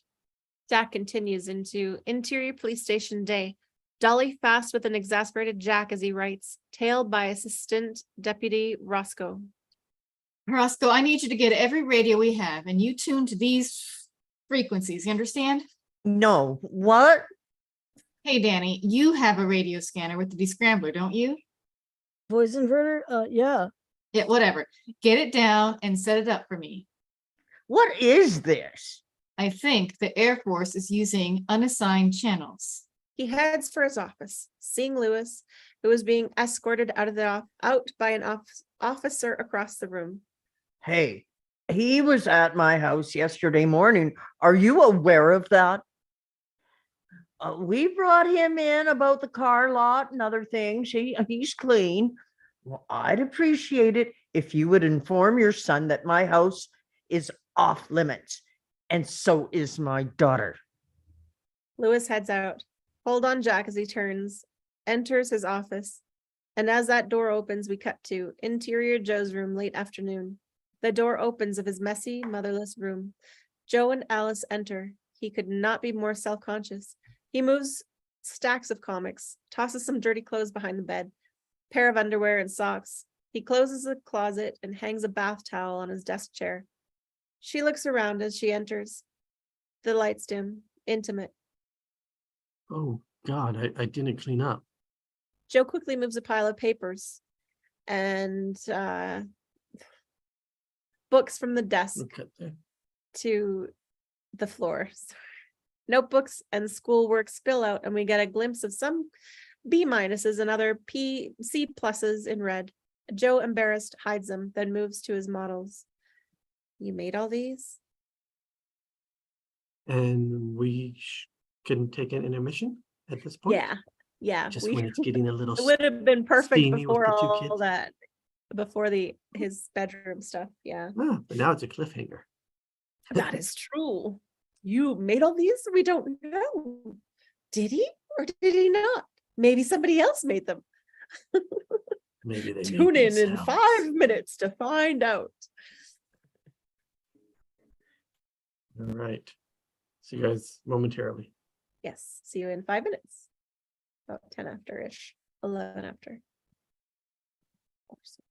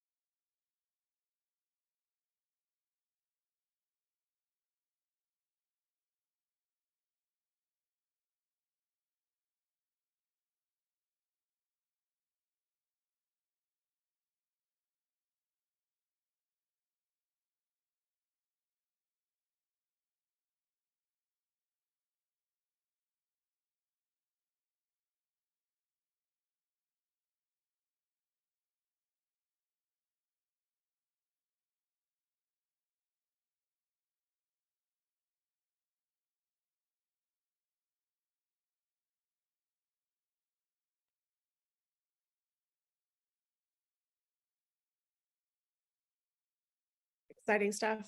Soon we get to find out whether he made the models or not.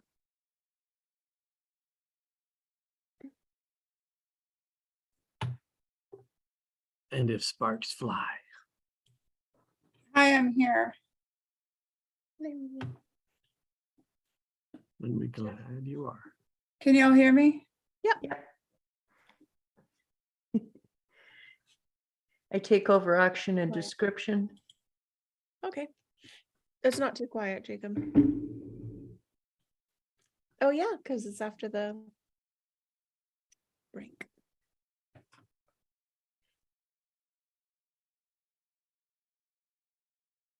Oh, I guess I could have messaged. Just trying to decide what showing of the blind to go to. Deciding to, I missed that.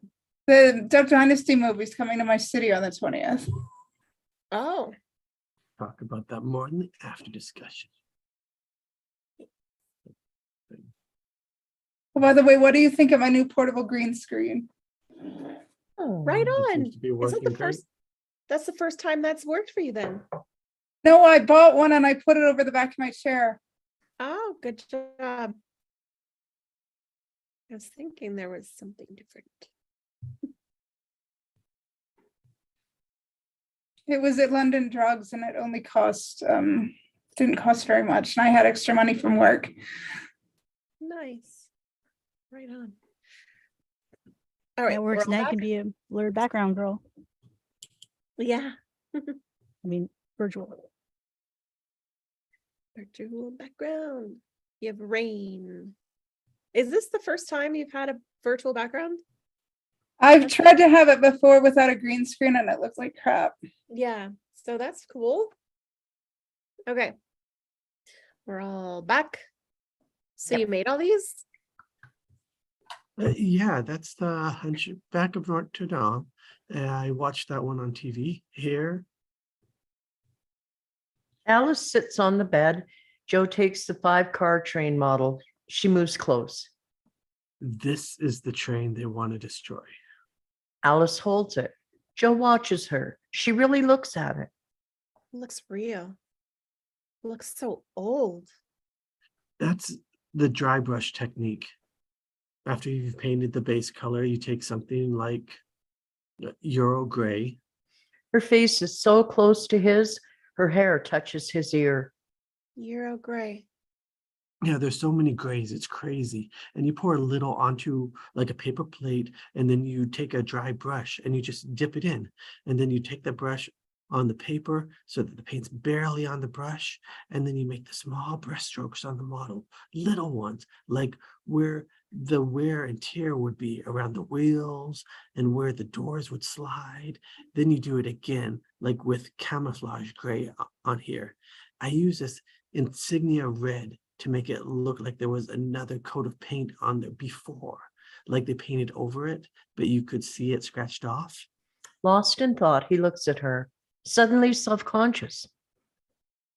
What was that necklace? The one you were holding at the train crash. Is it your mom's? It takes him a beat. Finally, My dad gave it to her the day I was born. She wears it all the time, used to. It was bad how she died and stuff, but they got the necklace back. So their tension interrupted by an out-of-breath Charles. What the hell? No one knew where you were. we're sitting right here. You got to be the soldier. I thought you were calling Evan. Evan blew us off. He's a pussy. Excuse me. Okay. You got to do it. You're the only one. Interior Police Station, Jack's office day. Jack with Officer Tally, 24. What the hell you mean you found my dog in Brookville? That's a different county.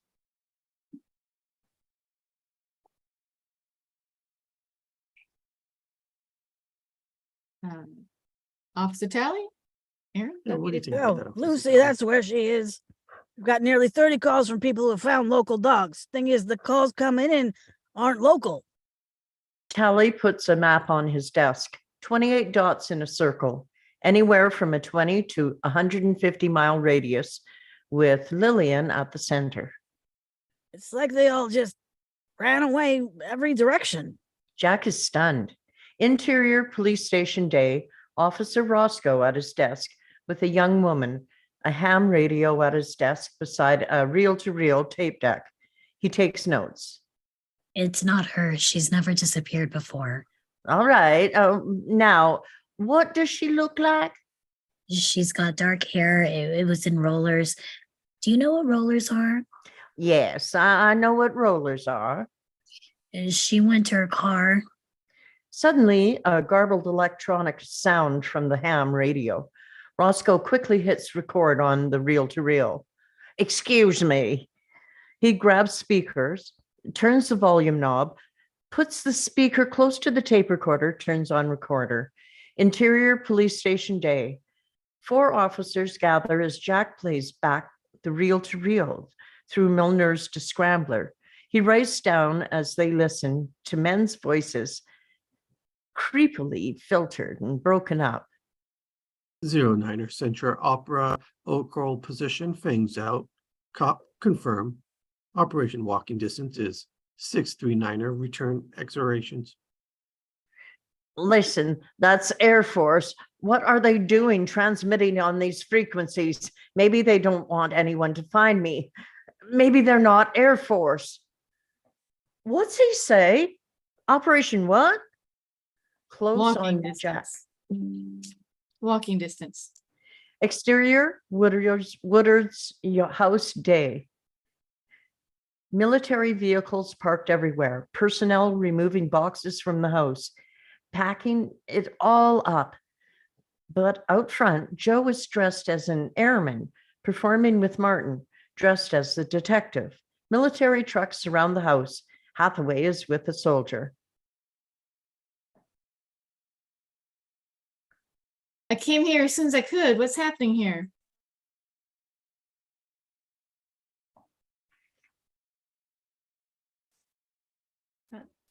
Military police investigation. It was a suicide. Suicide? Who was it? A former Air Force officer, he called me last night, said he had a secret that he couldn't keep away any longer.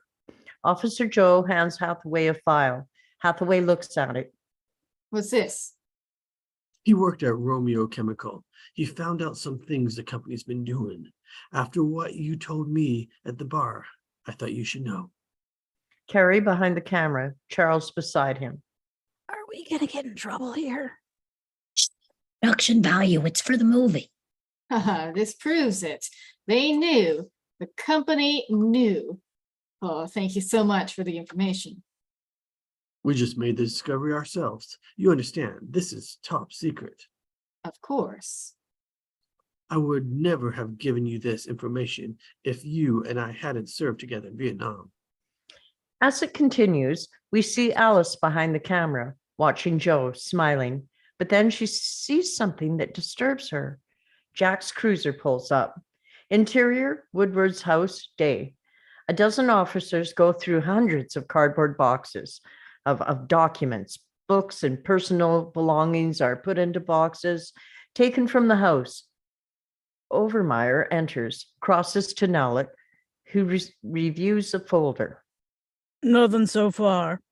How much more is there? 60 boxes in the basement, maybe more. What? More tax returns? It's here somewhere. If we can't find it, Woodward will tell us where it is. But Nellick has seen something outside. The kids. The hell's that? It looks like kids making a movie. Behind them, a window showing the street where Jack insists Joe get into the car. Nellick looks out, sees Jack take Joe by the arm, grab the tripod and head to his squad car. Exterior Woodward house day. As Jack gets out, he sees the kids and isn't happy. He moves towards Joe and his friends. Joe. Hey, Mr. Lamb. Joe spins around as Jack arrives, grabs his camera from Charles and saying firmly to Joe, Get in the car. Joe is stunned. Instantly humiliated in front of Alice, he's taken back to the squad car. Mr. Lamb, that's your camera, but technically that's my film. Jack opens the car's back door. Joe gets in. Jack slams it shut and then throws the camera and tripod into the passenger seat and slams that door, heading to the house, leaving Joe in the back. Nellick heads outside and Jack moves to him.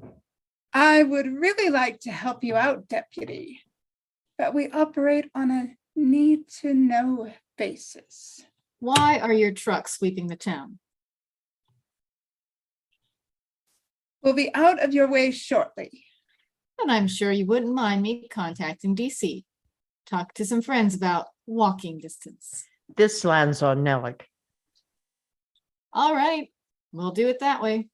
Jack heads off. Deputy, let's talk. Just not here.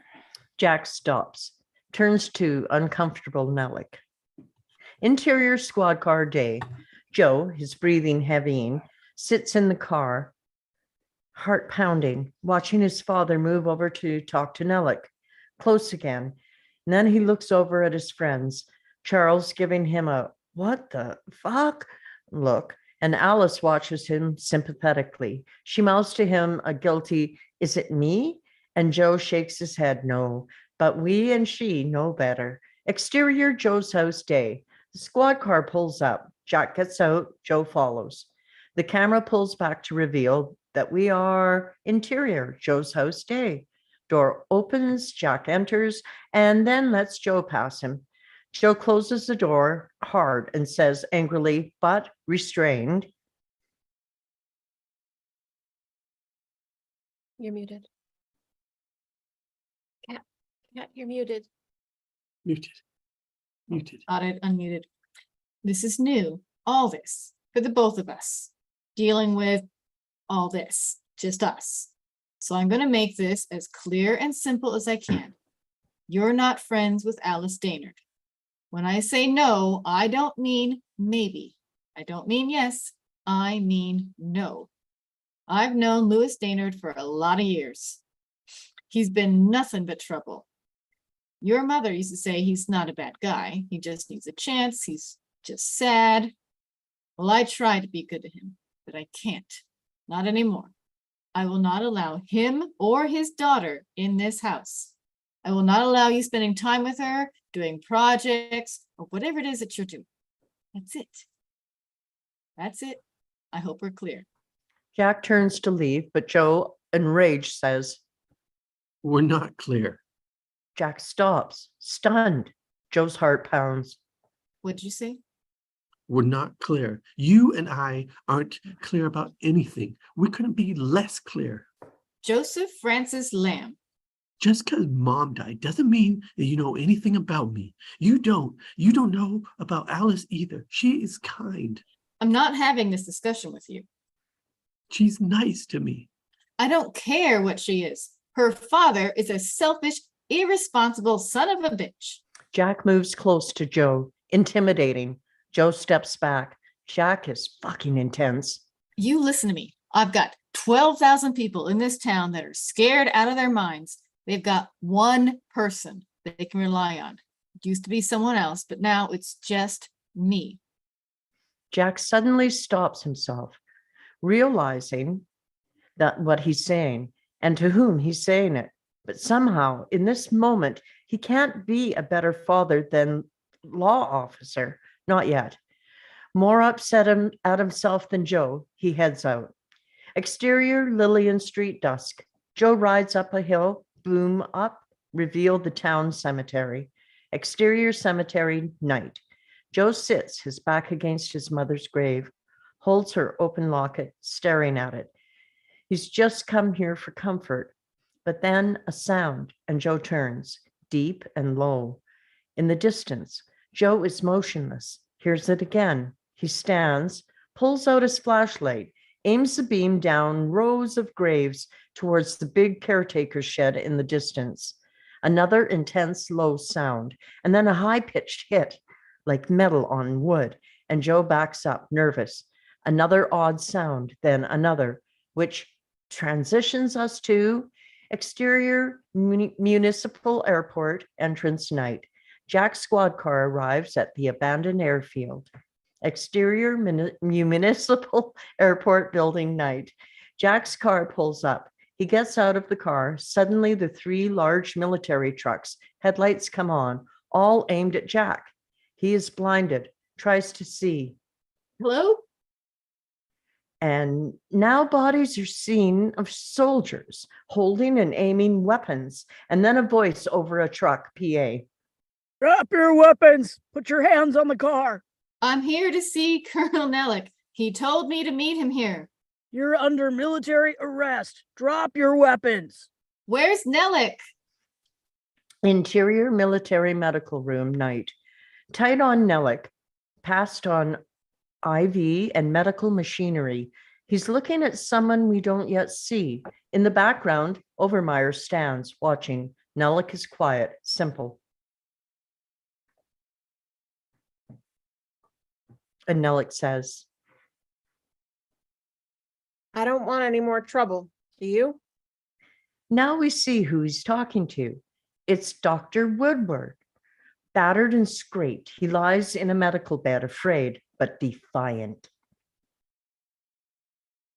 We've been going through your belongings looking for evidence.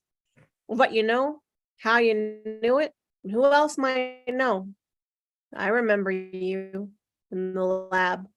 And I recall we didn't see eye to eye, but that's no excuse for doing what you did here. Dr. Woodward swallows, feels that his time on earth is coming to an end, and no matter what he does here. And by the door, Overmeyer is quietly putting on his black gloves. So in the spirit of moving forward and avoiding more trouble, tell us where you put your research. I know you had someone document the crash that night. Tell me who that was and I'll help you. I swear to God, on my mother's life. If you help us now, we will take care of you.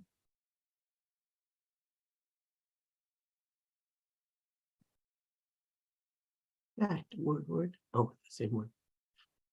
I've seen what happens, Mr. Nellick, when you take care of people. I'm gonna bait him. I'm gonna catch him. He's in me, you know. I am in him. So when you see him next, as I'm sure you will, I'll be watching you too. Nellick offers a vague, searching smile, but Woodward will not ever relent. So Nellick moves to the door. He remains facing camera, his back to Woodward, as Overmeyer moves to the bed. Push in on Nellick's face, understanding his true nature as we cut to interior Joe's room night. Joe sleeps, power still out, and then a knock. He wakes up, another knock. His window. He moves to it, opens it. It's Alice. Joe is half asleep, but also stunned. Very quietly, Were you sleeping? Before, earlier, but no. You okay? Yeah. You want to come in? and Alice climbs in. Joe sits on the floor. Alice does too. It's odd and silent for a moment. Power's still out. The room's still messy. I was in bed, couldn't sleep, thinking. I wanted to tell you something before tomorrow. Don't let Charles blow up your train. Joe stares, is amazed at her. I don't think it's right. Do you? I know he's your friend, but he's so bossy. He can be a sort of little. I've known him since kindergarten, though. Well, he shouldn't always get what he wants. I mean, who always gets what they want? I know I don't know you at all, even though it sort of feels like I do. Do you not feel like that? No, I totally do. I'm just sort of in shock at this whole I conversation. think I froze up. And the power returns. Joe's clock light goes on behind him, but more chilling, the projector comes back on. The silent home movie of his mother plays. Joe crawls to the projector to stop it, but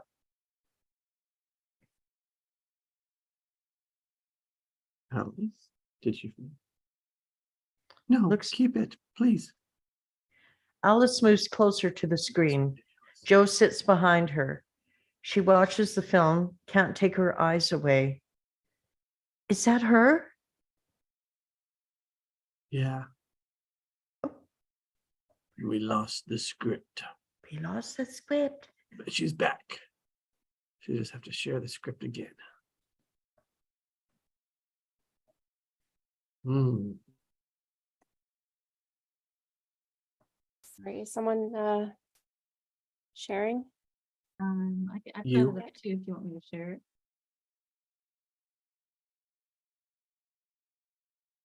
1 second. I'm not sure how to share it right now. Oh, there. Okay. Okay. Oh. Moving Yeah. so that I've got. And as Alice watches, we gently push in as tears start to fill her eyes. Behind her, at a near whisper, It's so weird watching her like this. She's still here. She used to look at me this way, like really look. And I just knew I was there, that I existed. a tear drops down Alice's face, though Joe can't see that. Finally, quietly, I drank that morning. My dad. He missed a shift. Your mom took it for him. The day of the accident. watching his mother, Joe was quietly stunned. Finally, eyes wet, Alice turns to Joe. I know he wishes it was him instead of her. And sometimes I wish it was too. Joe just stares at her, heartsick and speechless. And finally, Say that. He's your dad. and just then, the Super 8 movie ends. The film flips. Joe turns off the projector, but a sound remains, a sort of shudder hum. Joe unplugs the projector, but the sound remains. And then they look. The shuddering is coming from the cube he took from the crash site, sitting on his desk. Joe and Alice move to it. He turns on his desk lamp, and the cube vibrates almost imperceptibly. Is this? No. Joe opens a drawer, grabs a paintbrush. He touches the cube. The thing shudders on its own. They are amazed. They get low, eyes at desk level. The shuddering increases in pitch and volume. He reaches out to touch it with his fingers, but suddenly the cube bullets away across the room and blasts through the wall, leaving a 5-inch hole in the wall. She screams and they both fall to the floor, stunned. Push in on Joe, his heart pounding. He moves to the wall, looks through the hole, and in the distance, trees and the town water tower. Interior Alice's house night. Alice enters the dark house quietly. She steps carefully towards her room when, morning, his voice makes her jump. He turns, sitting in the dark in his armchair. It's her father. He's awake and drunk. You want to tell me where you were, or you want me to tell you? A tense beat. Her mind races. Breathe, Alice. Just breathe. Sit down. Should go to bed. I want to talk to you. I said sit down.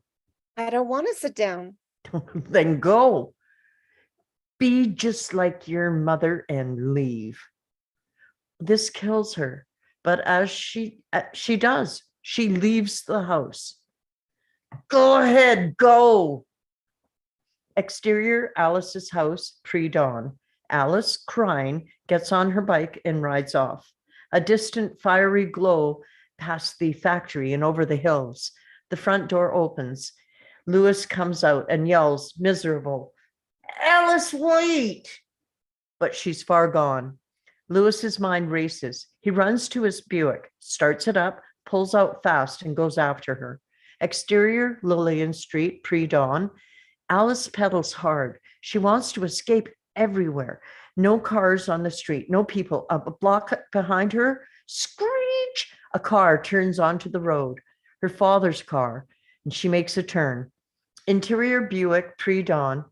We're with Lewis as he drives, clearly drunk. Exterior sharp turn road, pre-dawn. Alice makes a daring stop, turns back up the hill, pedals hard, crying and hyperventilating. Alice, I'm sorry. Lewis sees her, tries to stop, but can't, and his car slams into a parked car in a violent, sudden stop. Exterior Lillian Street, pre-dawn. Alice gasps, stops pedaling, looks back at her father's car, wide-eyed and terrified. Should she go back? Interior Buick, pre-dawn. Lewis is bleeding, badly hurt. He adjusts himself painfully and then looks into the cracked glass rearview mirror, and he sees something that makes his eyes go wide. Exterior Lillian Street, pre-dawn. Alive, Alice is still looking back at the car, so she doesn't see the shape that is coming towards her or behind her. And just as she decides, I'm not going back, she turns to begin riding on, but sees something and screams. Exterior Buick, pre-dawn. Through the mosaic of the shattered rearview mirror, we see the creature grab Alice. Her screams become her father's. Alice, no, no. Lois tries to get out of the car, but it's painful and his door is jammed shut. He goes for the passenger door. Exterior Lillian Street, pre-dawn. When Lois finally gets out, he runs from his car, stumbling, drunk and bleeding, screaming, shredding his vocal cords. Alice! But all that's there is her bike.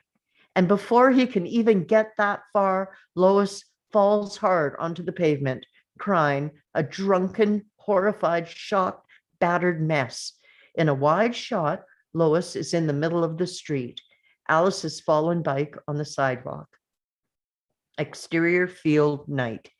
In the great distance, the water tower, we boom down in a massive wide shot of a field at night, and then a long lens shot of 6 soldiers standing in the field, but one stands out front wearing a flamethrower, and suddenly the quiet is broken by the roar of flame, a wide overhead shot as the flame arcs in the tall, dry grass over the radio. Firelight is 0500 hours. Operation Walking Distance is in effect. T-minus 4 hours until evacuation. Evacuation is T-minus 4 hours. Exterior, Lillian, Ohio, early morning.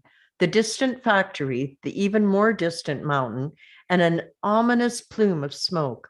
A far-off siren is heard. Then, Why are you not reacting? interior, Olsen camera and hi-fi, morning. Joe stands at the counter with Charles, who is in a bad mood. That thing went through my wall. Told you not to pick it up in the first place. What are you so angry about? That I'm not going to let you blow up my train? It's part of it, just part. Donnie's returned with a developed film envelope, a red rush stamp on it. He gives Charles his change. Tell your sister Johnny from Olsen's broke up with Karen. That shit ended a week ago. Charles heads off. Joe follows. Exterior, Olsen camera and hi-fi day. As Charles rides off with the film, Joe follows, and we boom up along the water tower as they go. What's your problem? My whole movie's a disaster because of you. I know. My dad's being a turkey. Whatever.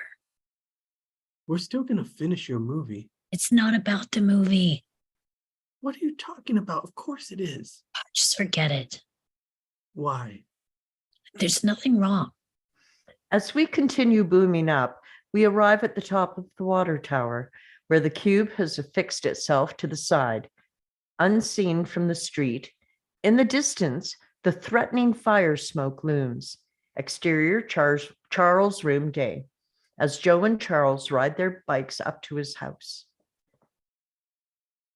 I'll get the camera back. I know where my dad put it. We can still make the festival. It's not about the movie. Then what is it about? Jesus, you don't even get it, do you? It's obvious. What's obvious? God, you're a dumbass. Frustrated beyond belief, Charles goes inside. Joe follows. Interior Charles' room day. Charles threads the film into the projector. Night of the crash, you started getting all weird. What? Like Mr. Attitude all of a sudden. Your movie was over. That's what you said. You were upset. I gave you a camera. I helped you. Don't pretend like you did it for me. You didn't do it for me and you know it. What's your problem, man? Charles rolls the film and dims the lights. It was never about me. It was always about Alice. And suddenly, on the poster board pinned to the closet, there she is, Alice from the night of the train crash. The scene plays as they filmed it. Dawn, I don't like it. This case, these murders. What am I supposed to do? Go to Michigan with you? The film scene continues as Joe and Charles argue. Well, you're the one who wanted the wife in the movie. Not so you could fall in love with her. Joe's mind spins. How does he respond to this? What? Do you even care what I think about Alice? Because I like her. That's why. That's why I asked her in the first place. So I could get to know her, not you. Wait, you like Alice Dinard? You're such an idiot. Guys, look out. They watch for a moment as the train crash happens, but it's so sudden, so fast. The camera picks up almost nothing.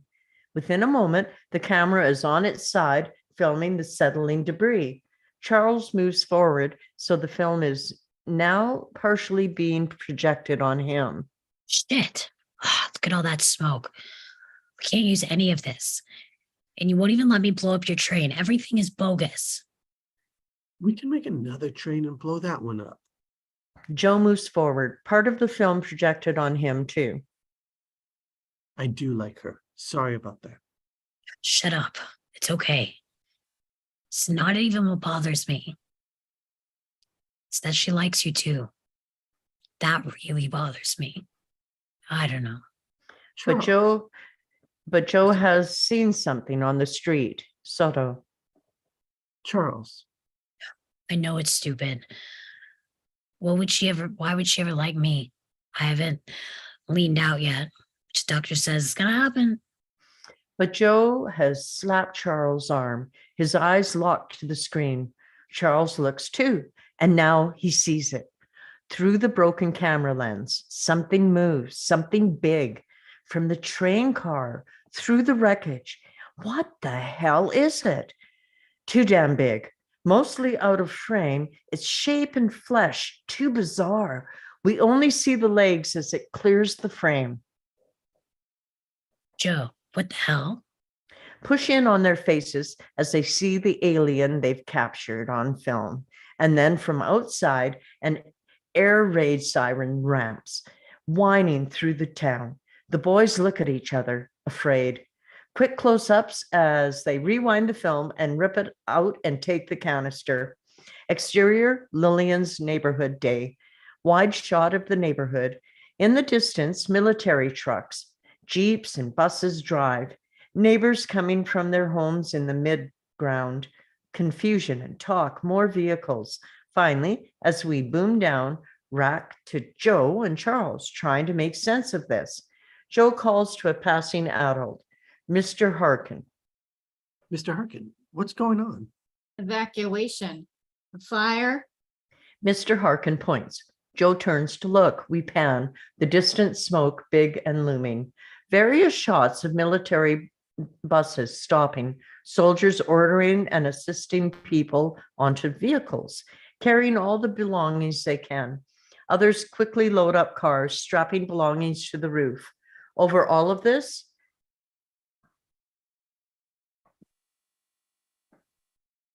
Due to He- a wildfire that is raging out of control and threatening to reach the Lillian chemical plant. Other people in a panic, running to find others who are lost. A little girl cries amid the madness. An evacuation has been called for your safety. Please remain calm as you board the bus. Interior bus day. Joe and Charles get on, frightened and uncomfortable. They sit. Outside the madness of the evac, they scan the crowd. You see your family anywhere? No, you see your dad? No. Exterior Ohio day. The evacuation buses drive through Main Street, passing soldiers who are moving in the red cargo trucks that we may recognize from the train crash site. The contents from the train are being moved into the center of town. Exterior countryside day.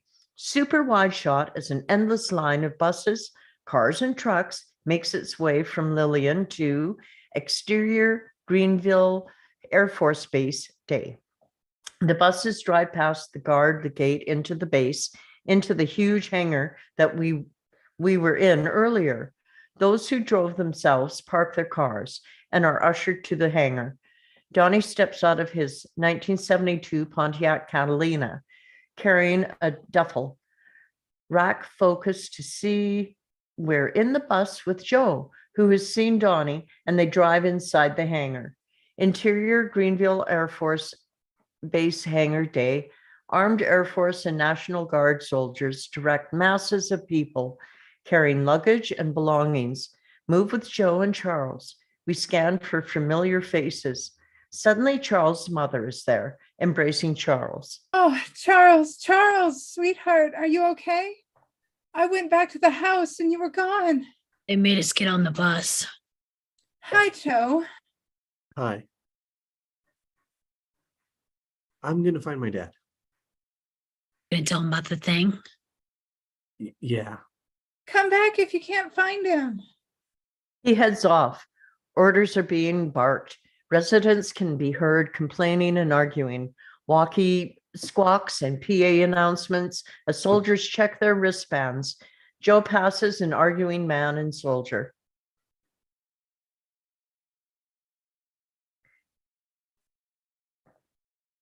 Arguing man. Aaron and Vicky.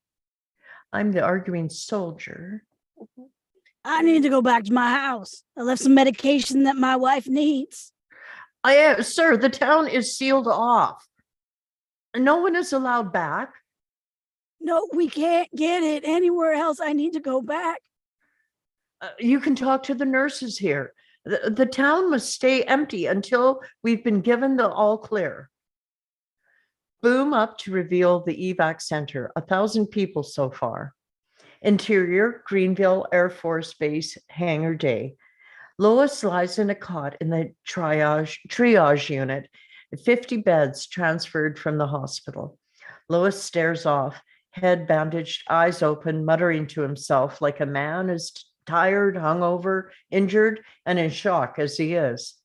Finding Joe, who is looking everywhere for his dad, he finally sees Lois and hurries to him. Mr. Dainard, it's Joe Lamb. I know you don't like me, sir, and I'm sorry about that, but I'm looking for my dad. And Lois grabs his shirt and pulls him close. In a voice desperate and heartsick, he says, It took her. What? It took her. I saw it.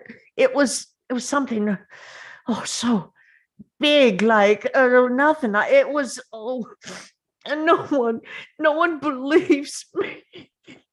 No one believes me. They just keep giving me pills. It took her. Oh, Joe, it took Alice. No one believes me. Joe's mind is on fire as he absorbs this. He whispers, I believe you. and Lois looks at him with hope. It took Alice. Cut to Joe with his friends assembled around a set of cots. That thing took her?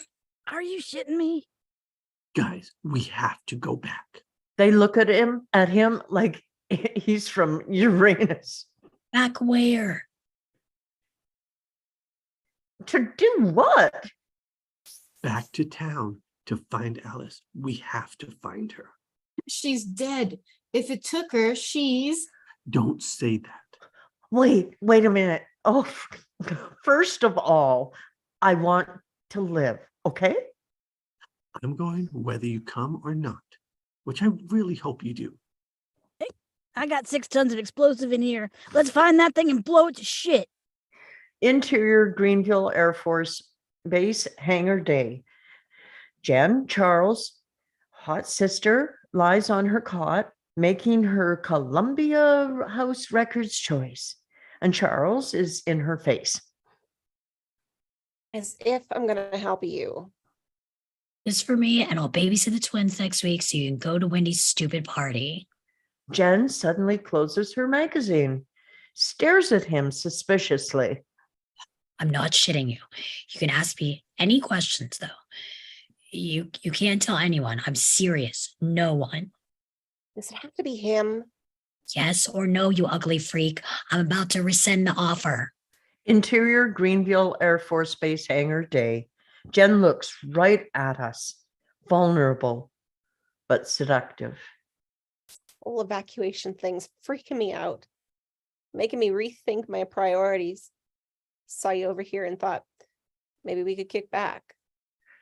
Now we see Donnie looking right at us, utterly stunned.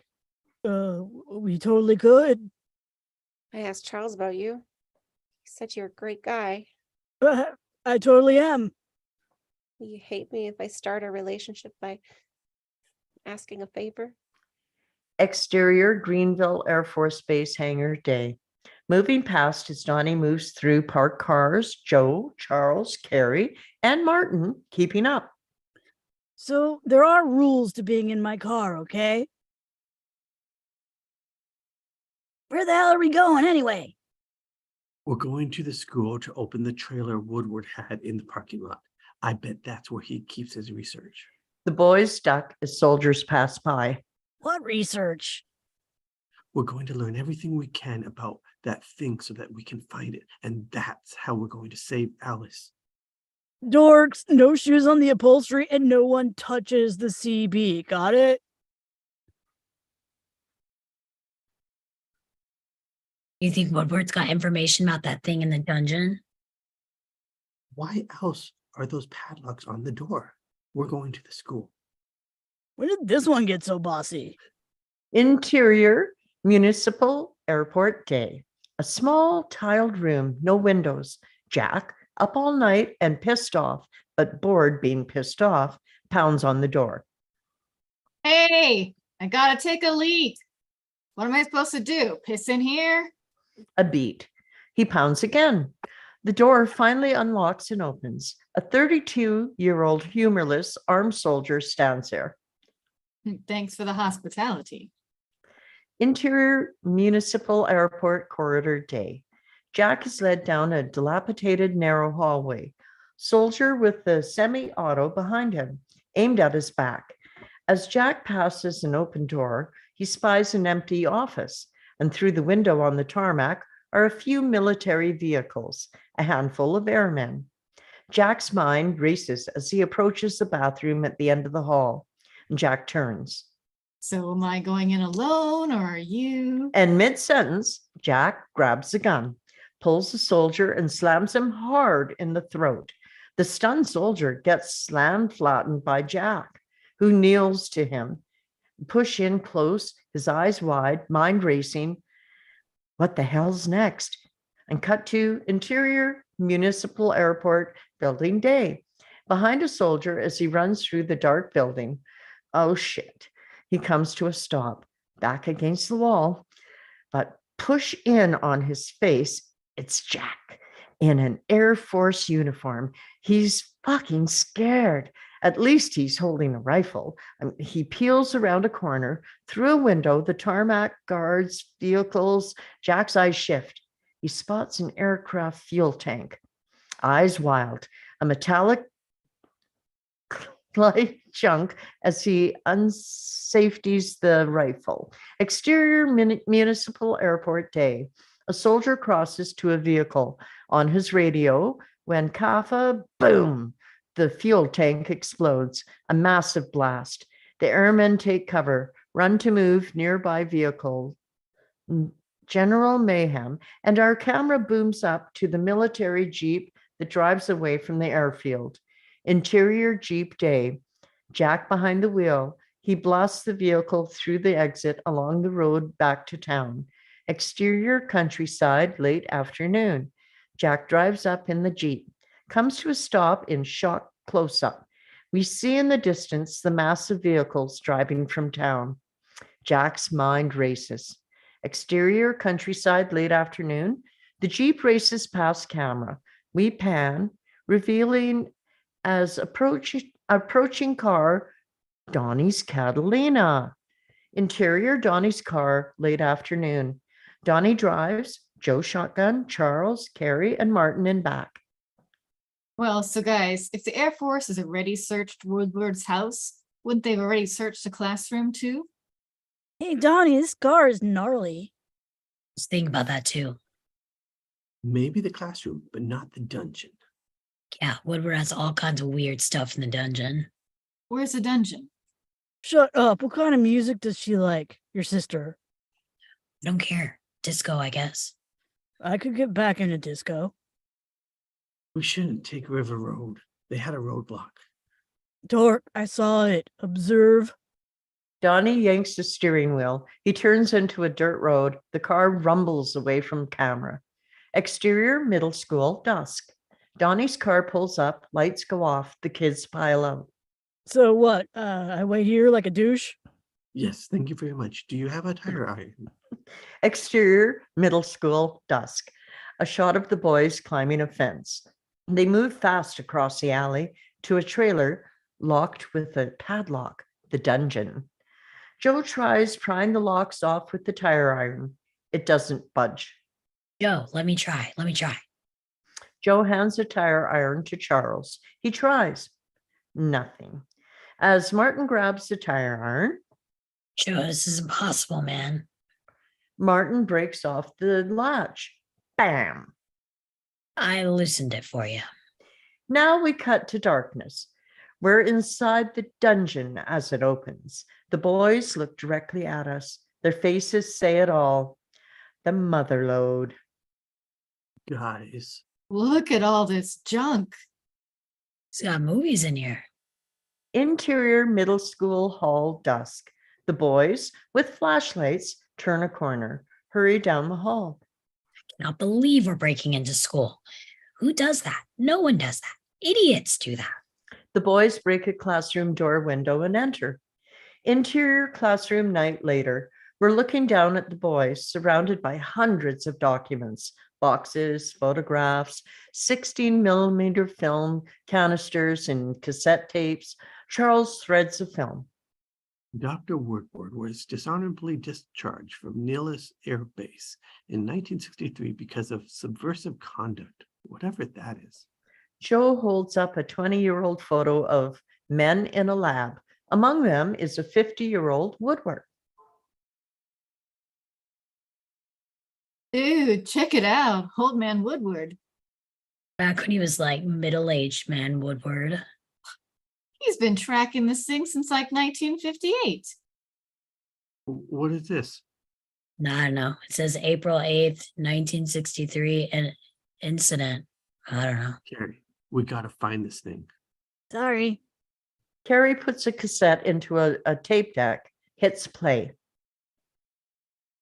I told them that this creature is more sophisticated than any of us, that his species is predominantly subterranean. He's being treated without compassion or respect. Subterranean. Various shots of photographs and documents. UFO crash. Major Nellick in charge of operations. 2 alien bodies, 1 living. Restraints used. Experiments conducted. As Charles threads a film. The film, an Air Force logo pops on and off.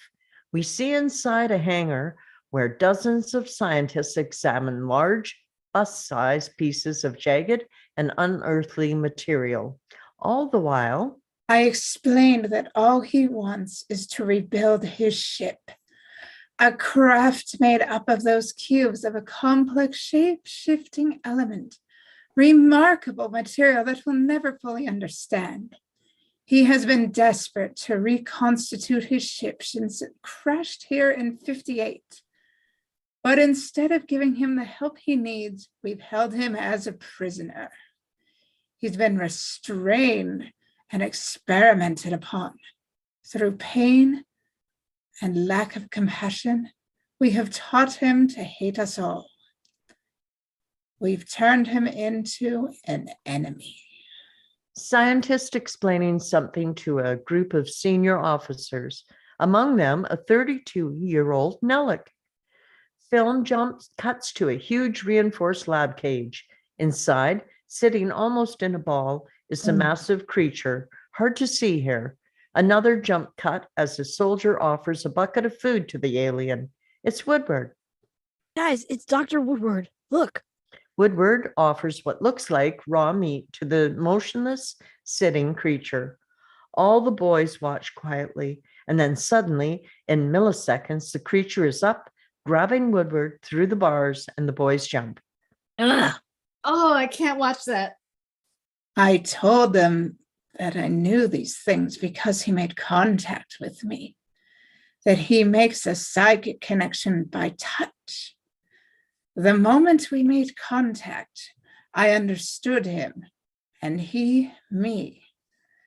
What I know is that if we don't change this and start helping him, we will all pay the price. But Nellick won't listen.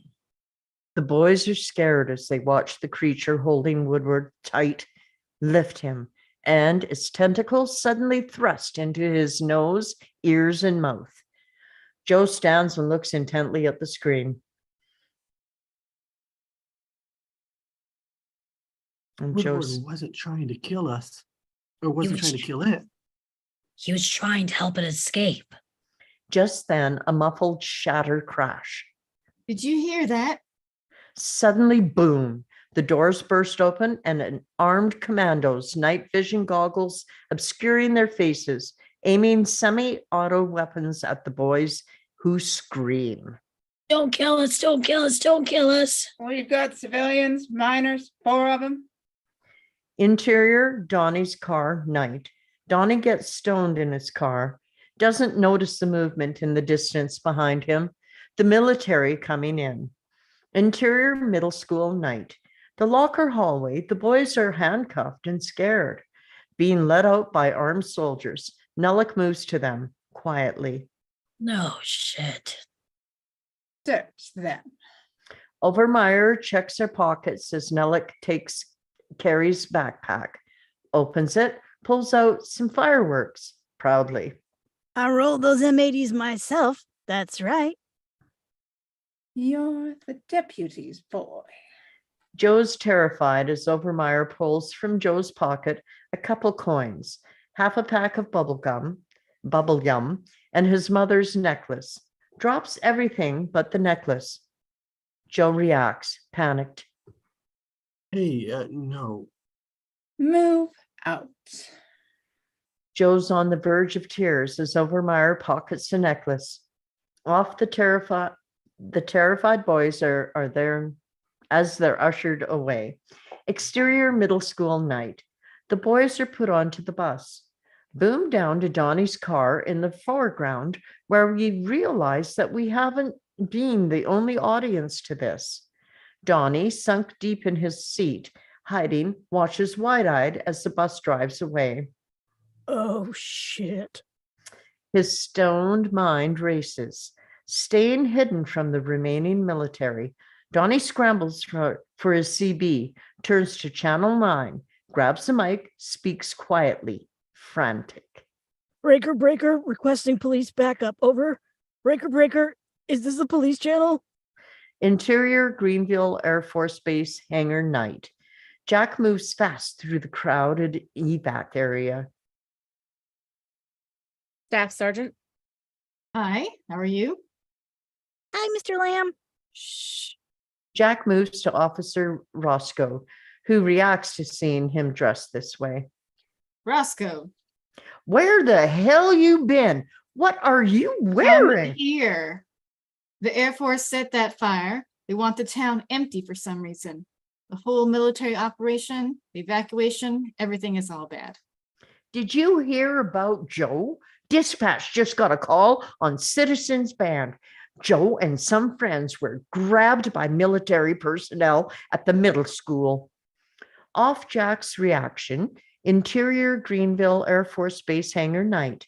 Preston reads Isaac Asimov's science fiction magazine, and suddenly Jack is there, grabs him, and pulls him up. Tell me everything right now, and I won't throw you into jail. Now, yes, sir. But you should look at this first. In exterior road night, the transport bus speeds on the road, the only vehicle here.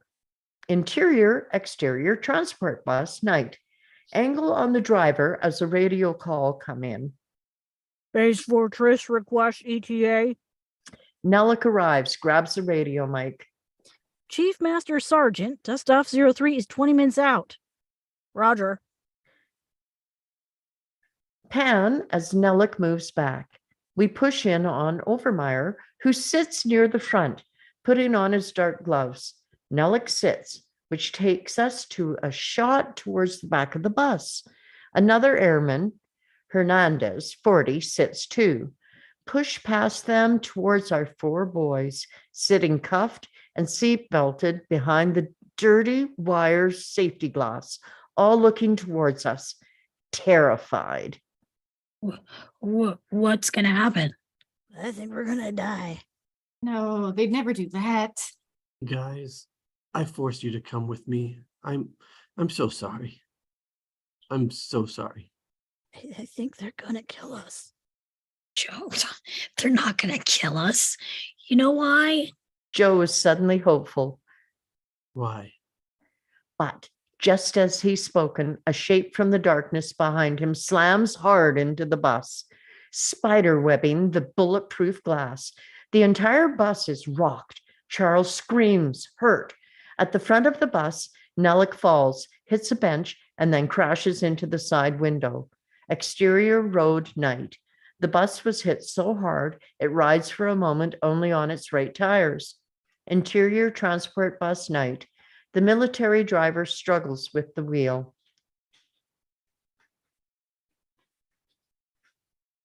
Hold on. Hold on. Was that the thing from the train? Exterior road night. The bus slams back onto the road, loud. A tire blows. We move around the bus, just miss seeing the creature. Interior transport bus night. The kids panic as the hobbled bus still drives. Was that it? Oh my God. I can't see anything. Do you see anything? Not yet. Sir, I gotta pull over. Exterior road night. High overhead, the bus comes to a sudden screeching stop. Interior transport bus night. Charles looks forward. Oh my God. Guys. Joe turns to see Nellick loading a rifle, straining to see out a driver's side window. Mayhem. What's that gun? Carrie behind him actually answers him. Seiko Bold Action 3006. Lethwood Art Scope. Okay, I get it.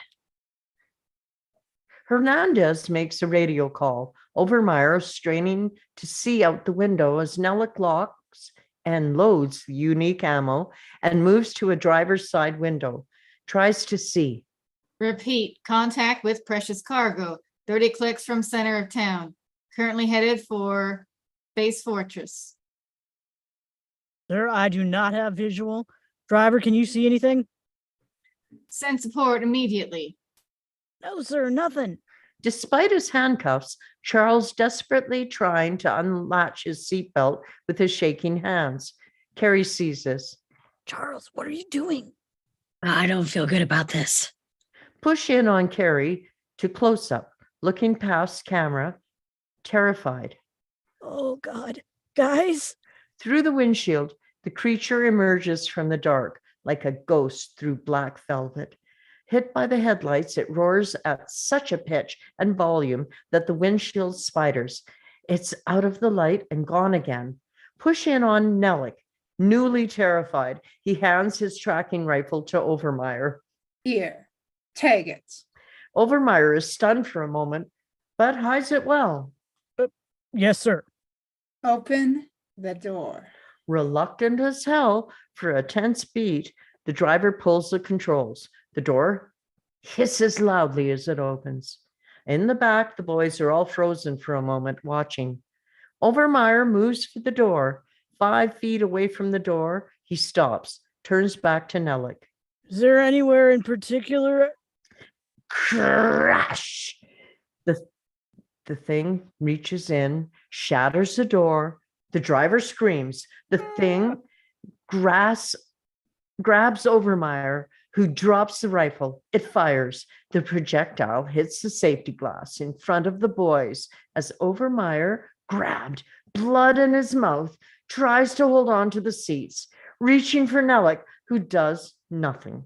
Overmeyer is violently yanked out of the bus. Joe in shock. Behind him, Martin vomits. Get us out of here now. Now. What kind of firepower do we have? Charles scrambles to unlatch his seatbelt. Charles, maybe you should wait. Or what? Another monster? Bam! The bus is slammed so hard. Exterior road night. The bus is pushed 20 feet from something on the other side, and then it tips over and crashes to the ground. Interior transport bus night. Windows shattered. Charles and Carrie, seatbelts removed, land on Joe and Martin. The 3 soldiers hit the window floor painfully. Hernandez so hard he's instantly unconscious, but the bus is now motionless on its side. Open door up. Nellick rises, scared but pissed. And the rear wheels of the bus scream in rotation. We counter-move with the creature as it comes around the other side, climbs onto the exposed side. Metal and window crunches. The boys gather their wits, lights flashing hauntingly. You guys okay? I want to go home so bad. Joe moves to the locked, bulletproof glass door, tries the handle, but it's never going to open. On the other side of the glass, Nellick rights himself.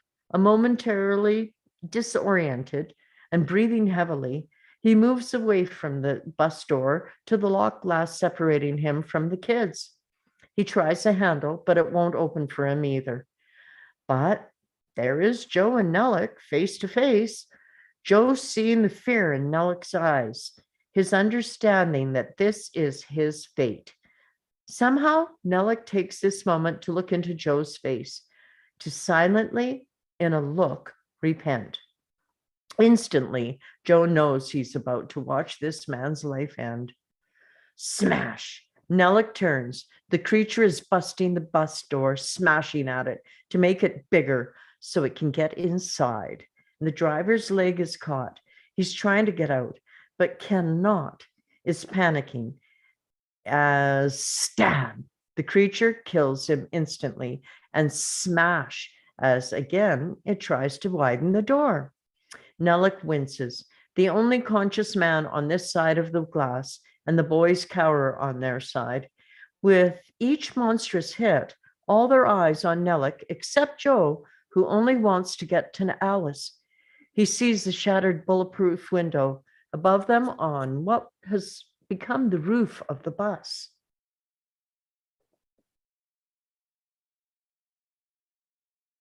Up there, there's broken glass. Here, use me. I'm strong. Let me get on your shoulders. I'm strong. The boys struggle to get Joe into Martin's shoulders as, on the other side of the glass, Nellick scrambles for Hernandez's fallen semi-auto rifle. He grabs it and scampers back to the glass as smash! Pieces of metal and glass burst like ice chips as the creature violently widens the bus door opening. On Charles' shoulders, Joe can reach the shattered but thick window, which he must hit, break open to get out. Essentially, exactly what the creature is doing in reverse. Using both fists, Joe pounds a window. No give. Harder. Come on, you pussy. With all of his might, Joe hits the window again, and the slightest sound of glass adjusting. Meanwhile, slam, the creature busting the bus door, prying it wider like a sardine can. Nellick sits against the glass and opens fire futilely on the creature. He makes a call on his walkie. This is Nellick. Use the big guns. Whatever happens to me, you take it down. You kill him. And he drops the walkie and fires again. The loud gunfire barely audible behind the glass with the boys as Joe hits the glass again. Bam, a crinkling of glass. You can do it. Joe hits again, and so does the creature. As Nellick runs out of ammo, well, that was never really hope anyway. Joe hits again and crash, the window shatters. Glass chunks rain down on the boys, all covering their face.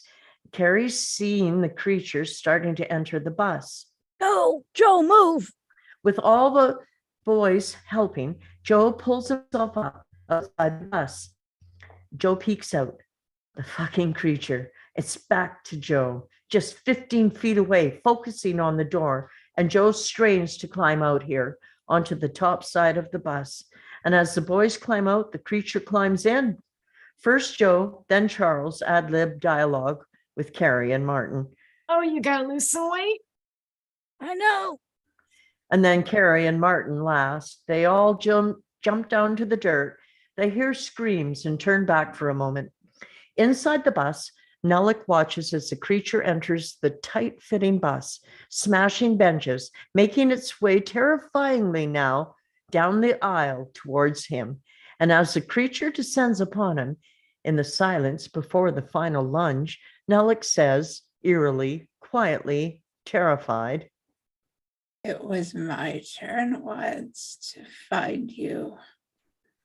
Now it's your turn. Before he can finish, the creature fucking attacks. And it would be horrible and brutal if the blood didn't spray upon the bulletproof glass, which our camera is safely behind, obscuring the nightmarish view.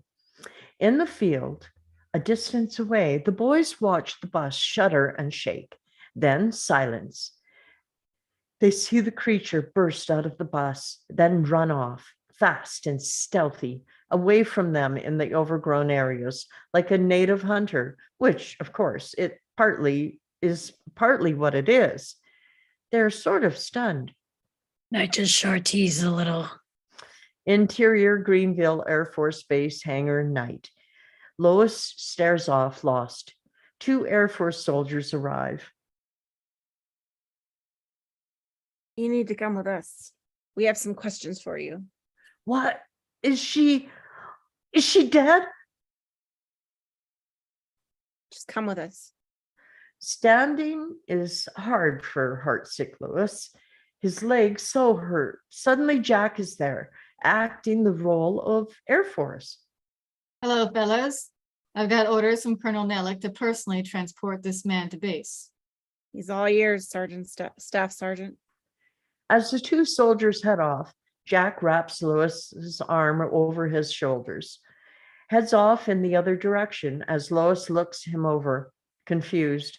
Where are we going? To find our kids. On Lois's face, a surprised glimmer of hope. Exterior transport bus night. Moments later, tight on a pocket, Joe pulls out his mother's necklace. Widen to see what he's taken the necklace from Overmeyer's dead body. Carrie holds up his backpack. Got my fireworks back. Congratulations. They turn. A car comes fast. Push in on Joe, who studies the oncoming car. As behind him, They're coming, man. I think we should go. And no, look. The car arrives. It's Donnie. He gets out of his car, wild-eyed and red-eyed, incredibly happy to see them. Oh, you dorks are alive. I didn't know. Oh, what the fuck? We need to get back to town. Hop in, man, but you should know I am massively stoned right now. You want me to drive? Donnie looks at Joe like it hurts to think. Exterior Lillian suburb night or street night. The Catalina cruises fast through the deserted neighborhood. Interior Donnie's car night. Joe drives. Donnie is asleep. Other boys in the back. Joe, where are we going? I saw something at the cemetery. Woodward said it was subterranean. I think I know where it is. What's that? What are those sounds? Guys, that sounds like guns. What the hell is that? Suddenly, boom, a deafening concussive gun blast. They're lit up by what they see ahead. In the oncoming cross street, tanks, 2 of them, and a rocket launching vehicle fire again and again at something we can't yet see. The boys cover their ears. Donnie awakens, but only for a moment. Turn the car around. Joe quickly turns left into a driveway, but we push in tight on him. And from the direction they just came are more tanks and military vehicles. Joe's eyes go wide. They're stuck. Gunfire continues. We gotta go by foot. Where? Just follow me. Donnie, hey, Donnie, wake up. We have to get out of here. He's too stoned. Oh, drugs are so bad. Joe and the boys get out of the car fast and run across the street, zigzagging between the enormous military vehicles. Exterior neighborhood night. Sir, the weapons are misfiring. Surface to air, radar, all of them. It's a mess out there, sir. Soldier hurries off. Exterior neighborhood street night. Joe in the lead. They turn and look back. A massive shot of the neighborhood under fire. Houses getting blown to shit in a collateral damage. An explosion hits too close, and the boys scream as they run between houses. And we track with them. 4 boys racing through a neighborhood under siege. Power goes out, and some explosion are more closer than others. Another big hit, and they go to a back door of a house and go inside. Interior neighborhood house night. They run in for cover. They're silhouetted in this dark space by the explosion light emanating from the windows. They're all out of breath in a strange kitchen. You guys see those explosions? They were huge. Whose house is this? Kathy's. I got it off the fridge. Kathy? Oh, Kathy's cool. Another crazy, loud, and bright explosion. The light fixtures sway, and Charles grabs a Coke on the counter. Charles, that's not your... What? I'm thirsty and I'm in a war zone. Another fucking loud blast and the creatures roaring and sound of glass breaking, and there it is, in silhouette, moving past the bay window. Joe realizes where the creature is. So are the blasts. Come on, guys, let's go. Come on. Joe runs, the others follow. Where are we going? To the cemetery. But as they get to the living room, a huge explosion blows out a wall. They all go down, but Martin is in agony all of a sudden. I mean, his leg ripped by concrete. If there's good news here, the creature has left this area and the explosion's getting further away, but there's blood and Martin is in real pain. What happened to my leg? It hurts. Oh shit, Martin, you got bones sticking out of your leg. There's a hole in the house. Joe, give me that thing on the curtains. Joe wants the tie around the curtains, still hanging on the wall that now has a hole in it. Military vehicles can be seen driving past outside, and Joe hands Charles the thick fabric tie, which Charles fashions into a tourniquet, wraps it around Martin's leg tight. I'm going to go find Alice. You have to stay with Martin. Charles looks at Martin. Can't argue. Says sincerely.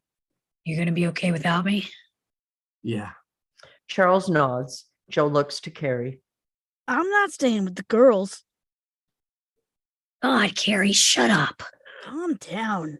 Oh, my leg hurts. Come on, Carrie. We got to go. Joe nods, determined, and he and Carrie head off. This is going to hurt. Martin screams. Haven't even done it yet. Oh, Joe and Carrie run through the semi-demolished neighborhood. Many houses shattered, some cars obliterated, and the only lone figures in town. Exterior cemetery night. Joe and Carrie stop, out of breath, at the graves. So what are we doing here? Follow me. I've been following you for the last 5 blocks. What are we doing here? Joe and Carrie run through the graveyard and over to the caretaker's shed. Exterior, interior, cemetery caretaker's shed night. They're out of breath. They try one garage door, windows caked with dirt, stuck. The second door, dirt caked windows, stuck.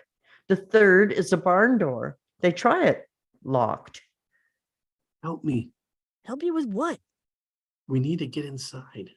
For what? What's in these windows? Carrie, help me. It's dirt. Why is there dirt on these windows? Help me on 3. 1, 2, 3. 1, 2, 3. 1, 2, 2, 3. 3. The two begin kicking the door together. On 3, 1, 2, crash again and again until finally the door kicks open and they almost fall inside. And thank goodness they didn't, because, and now we're looking straight down from inside the shed. The entire floor of the shed has been dug out, dropping 40 feet straight down. Dirt pile caked along the sides of the structure. The boys catch their breath. Whoa, this is scary. You got any sparklers in there? Are you kidding me? Carrie opens his backpack, whips out a 4th of July sparkler, lights it with a lighter, and drops it in. The thing falls far enough to tell them it's the floor of the nearly dug hole. It lights up a tunnel at the bottom. Alice is down there. Oh, Exterior road night. exterior road night. A Jeep roars past. Interior Jeep night. Jack drives fast. Lois sits beside him. It's awkward, but not angry. I'm finally vulnerable, scared, and sad. I came to your house that day to tell you that I never meant to hurt anyone. I swear to God. I'm sorry, Jack, about what happened to your wife. Jack looks at him for a moment, then back to the road, a beat.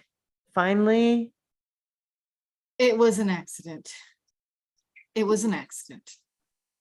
Jack glances at him, a small nod of forgiveness and gratitude. Lois wants to cry again, but just accepts it. Interior shed night. Joe begins climbing down the rope. Interior cemetery shed hole night. Joe lands on the bottom. Dark as hell. Looks up at Carrie climbing down into the hole. The barn roof looming above him. And now Carrie lands too. There are 3 possible ways to go. Joe's mind races about which way to go. Joe, I don't understand. We hear a distant rumbling, like something far off, but mechanical. And then This way. they begin their walk into the dirt tunnel, a tall oval tunnel, 20 feet tall. Interior tunnel number 1 with furniture, night. We're so far away that the screen is mostly black with a small speck of sparkly light. And they come to an area littered with the stuff of a living room. They look up, another hole leading down, dug straight through a house. They continue, coming to an intersection where a new tunnel branches off. Interior tunnel number 2, night. There's a dim light from up ahead, where the tunnel bends. The rumbling mechanical sound, louder now. Joe and Carrie slowly move forward, seeing something off camera that scares and amazes them all at once. It's 100-foot diameter, 40-foot tall underground space filled with a mechanical marvel, a massive, bizarre contraption combining thousands of mechanical pieces from the missing microwaves, car engines, antennas, countless other devices, wires and cables hang and connect everywhere, all leading to the dirt ceiling, heading up to somewhere above ground. The thick with fumes space chugs and hums with a slowly increasing pitch as it is warming up, getting ready to finally actually work. And they cross to the other side. Carrie bumps into a hanging sheriff, Pruitt. Carrie is about to scream, but Joe puts a hand on his mouth and leads him away from Pruitt. It's Sheriff Pruitt. I know. Carrie, look. Makeshift hanging bulbs provide some light. A number of other tunnels are visible from here, too. Joe and Carrie look at the space in disbelief. What is this? We're under the water tower. And then Joe sees something that makes him grab at Carrie's shirt. And Carrie looks through the mass of metal and machinery and dangling cables at the other end of the underground experiment is the creature, hunched over, back to the boys, and it's savagely eating something. It moves a bit, and we see it's a human leg. Joe and Carrie would scream if they didn't need to stay alive and quiet. In a panicked whisper, It's a person. Joe moves away from Carrie to get a better view of the other side of the machinery. And there he sees, in an inset section of the rock wall, 3 human bodies hanging lifeless from their feet, wrapped in some kind of thin shellac, tight on Joe as he sees among them Alice. His heart pounds, his resolve quadruples. Carrie sees her too. She's here. We're going to use your firecrackers. I don't think it's gonna hurt it, Joe. There are other tunnels. So? I need you to make noise, lots of it, right here in 2 minutes. Make it loud and make it last. Give me some sparklers. What are you gonna do? Make sure you're gone by the time it blows. You can't be here. You gotta run. Where are you going? But Joe's already gone. Stay with Carrie, who opens his backpack, starts pulling out his amazing array of explosives, glancing up to make sure he's out of the creature's view. Interior tunnel number 3, night. Move fast with Joe as he races, a lit sparkler giving him his light and the mechanical rumbling all but gone now. Joe runs, looking for another way into the creature's massive space. He finally finds another intersection. He turns into it and disappears into the tunnel. Interior tunnel number 2, night. Carrie's made a long inside pile of firecrackers. He uses an open M80 and begins laying a squiggly long line of gunpowder back, away from the firecrackers, away from the entrance to the creature's contraption space. Interior tunnel number 4, night. Joe races down the dirt tunnel, the sound of the mechanical rumbling and its increasing pitch, getting louder. The sparkler dies as light begins to reveal Joe, who peers around the dirt tunnel bend. He is now on the other side of the space. He sees the creature and then looks across to the lifeless body of Alice. His heart sinks. Interior tunnel number 2 night. Carrie's long laying out the charges. He pulls out his lighter. The damn thing won't light. Come on. Damn it. No go. He keeps trying. Interior tunnel number 4 night. Joe watches as the creature finishes with its meal and heads for the other hanging bodies. Push in on Joe, desperate.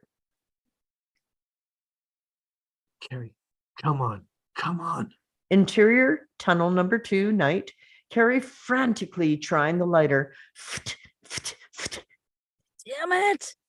He looks up, watches the creature grab and pull Alice's lifeless body down from her hanging position.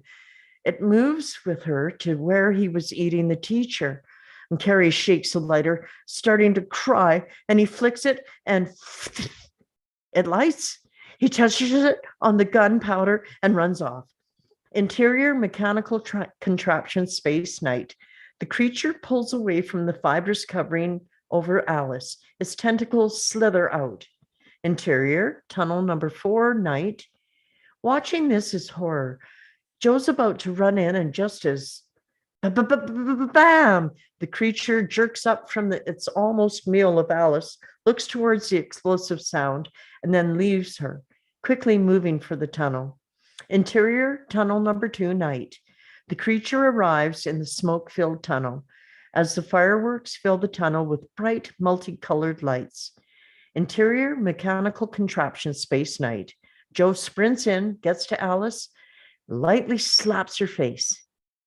Alice, please, please. Alice, wake up. Nothing.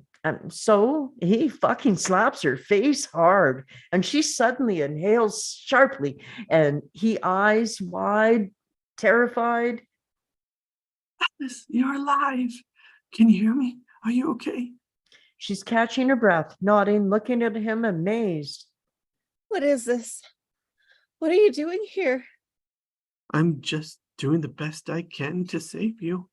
She grabs him and hugs him tight, teary and grateful, during which, quietly, What did you Your dad, he told me he was worried and flipping out. really? We need to move. but she breaks out of the hug and grabs his shirt, intense. Excuse me? Tina, a 24-year-old disoriented woman with curlers in her hair, wakes up. Where are we? Interior mechanical contraption space night. Joe and Alice have helped down one familiar face, Sheriff Pruitt. They're out of breath, but their survival instinct has kicked in. I left my bag in my car, and then I went to my car to get my bag. It experimented on for years. It's terrified and exhausted and hungry. It just wants to go home. When it touched me, I knew. Alice, help me get the sheriff down. Follow me. I can get us out of here. Sheriff, we came that way. Don't argue with me. Oh, come on, kids. Let's go with the sheriff. Joe and Alice follow. They run into a tunnel. They push in on the mechanical device, and the pitch increasing more now. As if it's about to function, the creature returns, and seeing that the humans are gone, he takes off. Interior tunnel number 4, night. Sparkler lighting the way. We're with Joe and Alice, Pruitt and Tina behind them. Sheriff, I really think we're going the wrong way. We'll talk about it when we get up top. They continue following Pruitt. Joe, I told you to get out. I thought this was the way out. I tried. Hey, Alice, welcome back. Kids, come on. We gotta go.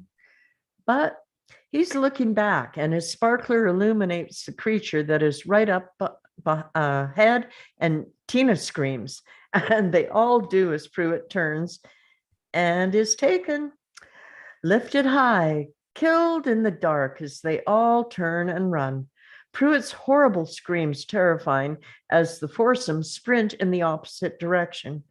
After running hard for a beat, they haul ass, But after a long moment, Tina is grabbed away into the darkness. Her screams continue behind them. They run and run and run, but then boom, they hit a dead end, a dirt wall. No more tunnels, no options, out of breath. They turn. They dare not to go back towards the horrifying blackness. The only sound, the sparkler, their erratic breathing, and the distant increasing pitch of the creature's mechanical device. The creature is there, 40 feet from them, approaching. Alice screams.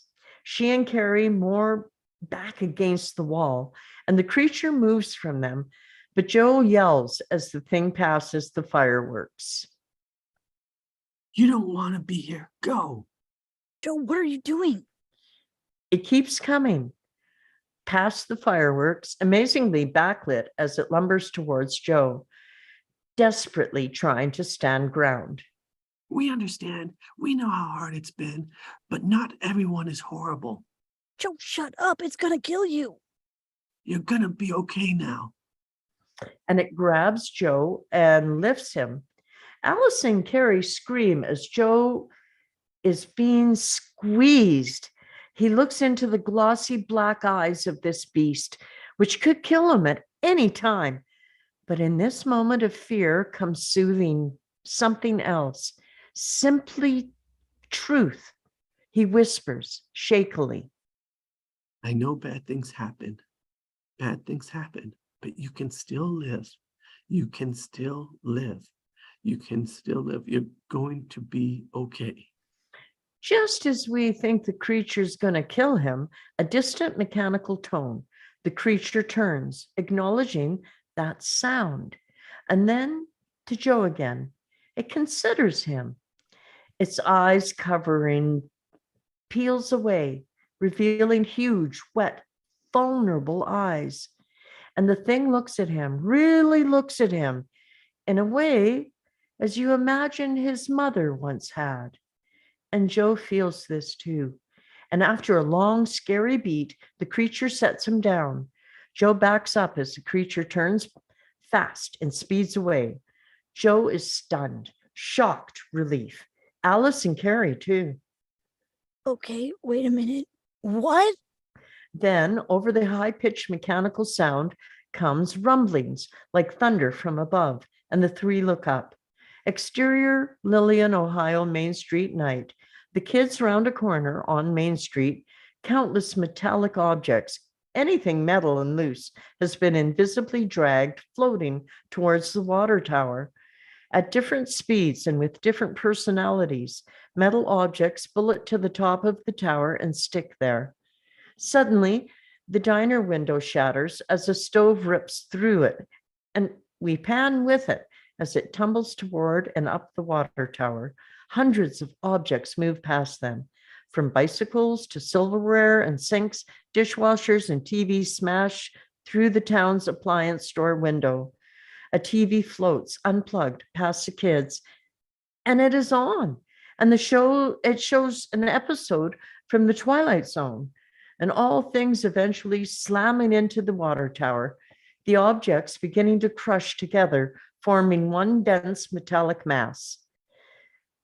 Bam, bam, bam, sounds like gunshot blasts, and the kids turn. Behind them are the red cargo containers. One by one, those cubes burst through the containers. Bam, bam, bam, bam, bam, bam, and they slam into the water tower. They begin to form an odd, huge crescent shape above the tower.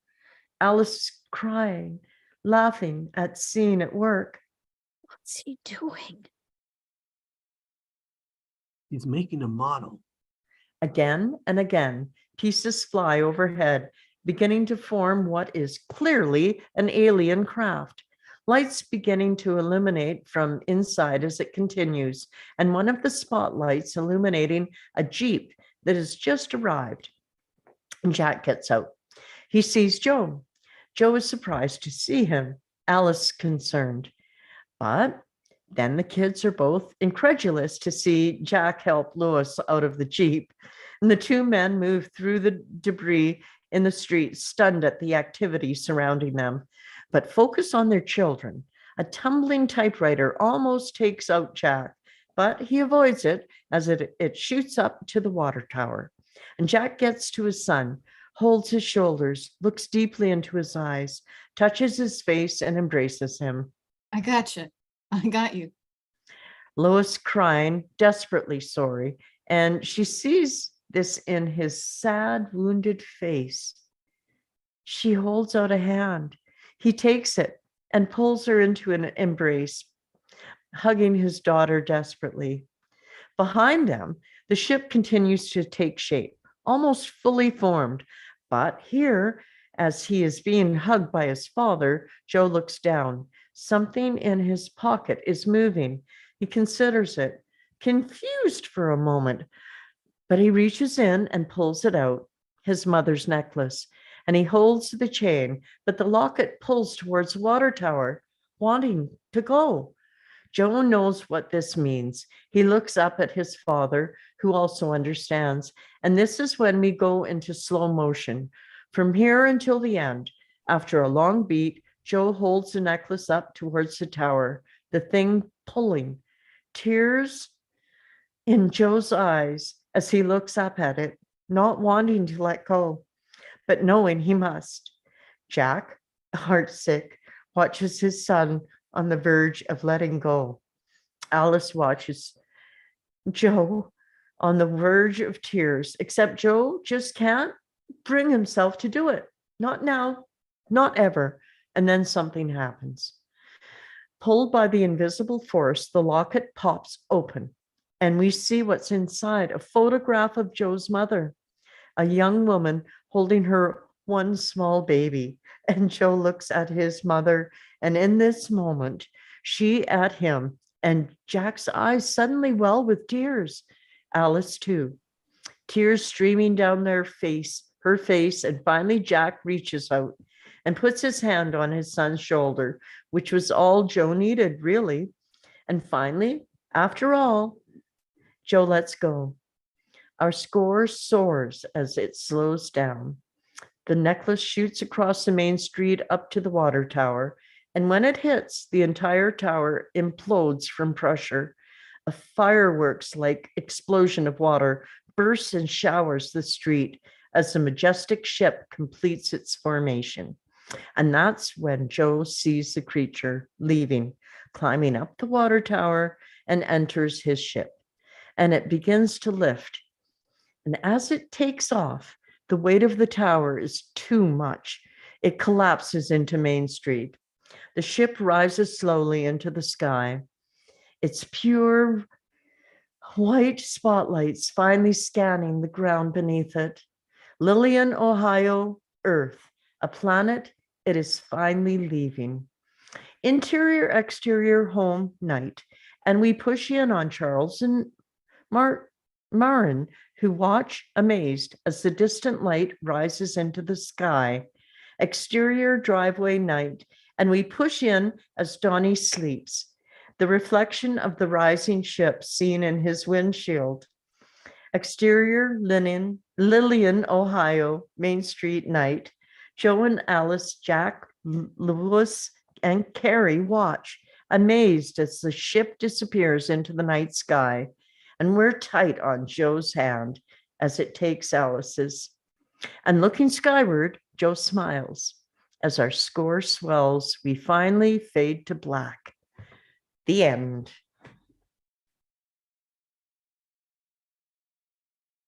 Nice, nice, nice. I almost wondered if the accident had turned the mom into an alien. Then I remembered, oh, the alien's much older. Because that's why the necklace was such a big deal in the end. It sort of makes that. I didn't realize it until this portion, but I was like, oh yeah, okay, so the alien and Joe are like mirror characters. They're both Well, you going- know, it's they're like both the alien suffering. understands human speech, obviously. And he's touching him, so he understands through touch. Because so when the necklace opened up, I wondered, oh, did the accident turn Joe's mom into an alien? Funny. Did you guys want a little break again before we talk more? Or just let's get into it. Take I'm a break if you actually need to. very, very tired. I've been think a lot of working us and then are I came tonight. straight here. So I am going to Well, go. For coming. Okay. Night, See Heather. you, Heather. Thank you for being Um, here. Night. Out of all, bye-bye, good night. I think out of all of the scripts we've read, this one feels so much like a bedtime story. I don't know if it's just because I'm tired, but it felt like I'm just listening to a bedtime story. The Well, that face floating in the darkness. That explains why we all feel so tired. I don't think we're used to reading long ones like this either anymore. Yeah. I mean, it's cinematic and action packed. So was, yeah. cinematic. and Very dark action-packed. and at night, and Yeah. kids sneaking around and whispering and up to shenanigans. And I really like how it was written. It felt very clear. And so, It's it's along that genre of E.T., Stand By Me, It for sure, I was also thinking, Goonies. yeah, I was thinking ET. I was thinking Iron Giant a lot in it as well. Mm. It's because there's a lot of different things like it. I mean, I know like probably like the train stuff is from Spielberg's when growing up making a film that he has the train model that they film that, all of that stuff. But also in Iron Giant came out in 1999. This came out 2011. There's a train crash in there, but that one's caused from the robot. And then I don't know. Well, yeah, Hmm. there was other similarities about like the military thinking it's maybe Russia or something else, and then it revealing when it was about to kill the kid, and then it reveals and it sees him that it's him, and different stuff.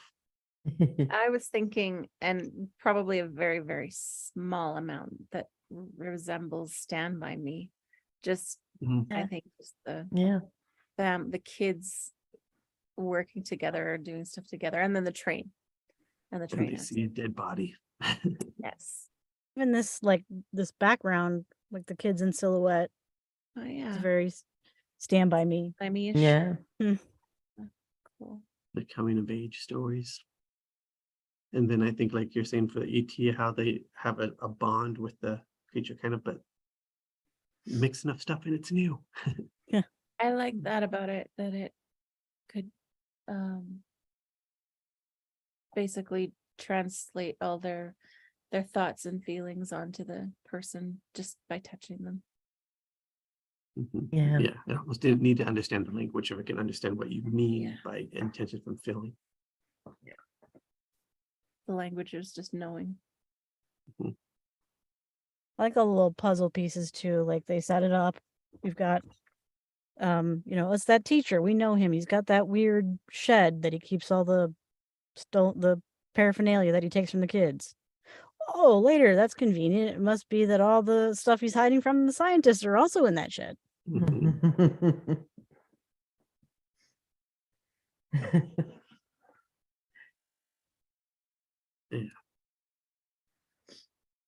I'm gonna watch it.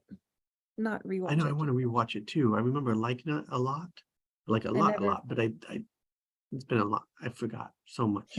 I was going to say read it, and then I meant watch it. So I've never actually seen it. I feel like the dialogue is very realistic. Like the way that it's written, it's like how people talk. Yeah. Yeah, I like how the kids are making fun of each other and stuff. Yeah. Who The remembers one this? thing, I I see mean, this. there's of course kids that do this, but it felt out of place to be the one that was very open about themselves. Like, I'm scared, I'm crying. I'm like, yeah, that one felt a little much from my experience, but I'm sure people exist who do that. What were you gonna say, Aaron? Oh, Were you saying like something? I remember, so it's written by J.J. Abrams, but was it directed by Spielberg? It was just produced by Spielberg. Like we've got our Amblin logo, we've got our J.J. Abrams. So did J.J. also direct it? Do we know? I think so.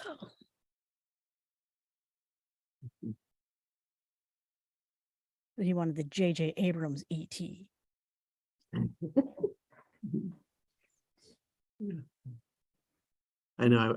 With this, I wonder how much of the back and forth involvement. Like it's always different in different movies with the producer director role. Like because of like that train thing. Like how much like did he get that story from Spielberg, or like did he already know that and that's why he put it in, like the back and forth development, or I don't know.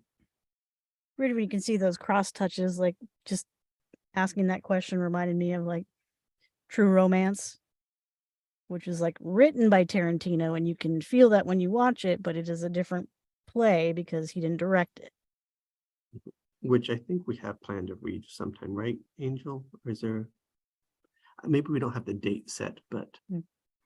we might. So future. Morgan, it seemed like you were going to add something. I was gonna say, I said this before we started doing the reading, but I really like how the dialogue is written side by side in some pieces. Mhm. Because you can really feel them talking over each other. I feel like it was more organic than seeing it all typed, just in a straight line. Definitely. I like when people do the dual dialogue stuff. This one was, I Um, don't know if it's good for every script, but this one was like, man, we should have cast somebody to just do the sound effects. I nominate Vicky. It's like the bam, firefight. The Jeep comes, boom, boom, boom, boom, boom. I couldn't resist. That's awesome. One thing about the screenwriting, like there's parts where I really liked that it was all caps, but then some it felt like it was overused. It was like huge paragraphs. It's like, okay, this part was exciting. That part's not too exciting. What are you doing? But What was the Okay. one that you asked if we were gonna read it? True Chemical Romance. Romance.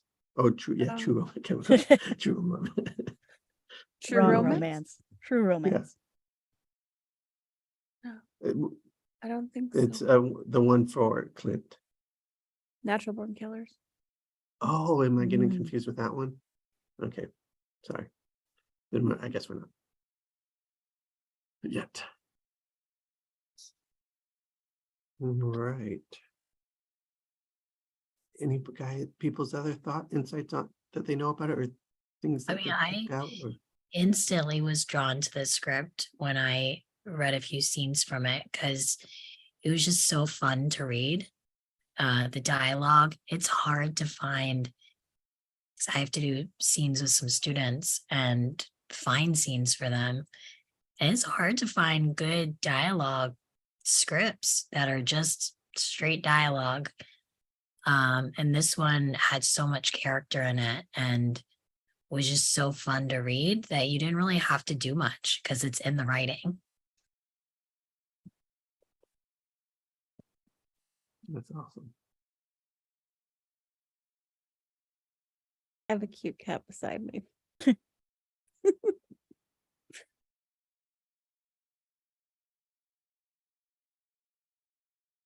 So cute. So, yeah.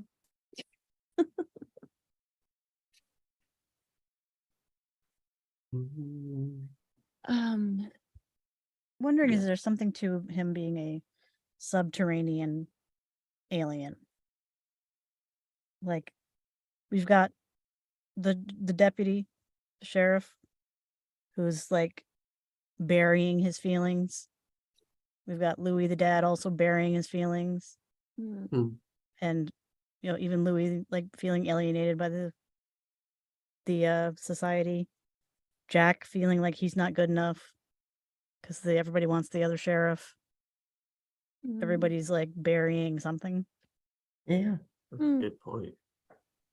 And when you said all that, it reminded me, like, look at all those storylines are intertwined and interweaved with each other. It's like all of them overlapping and affecting each other. That's Yeah, impressive. They all do relate to each other in some way. And the alien seemed really lonely to me.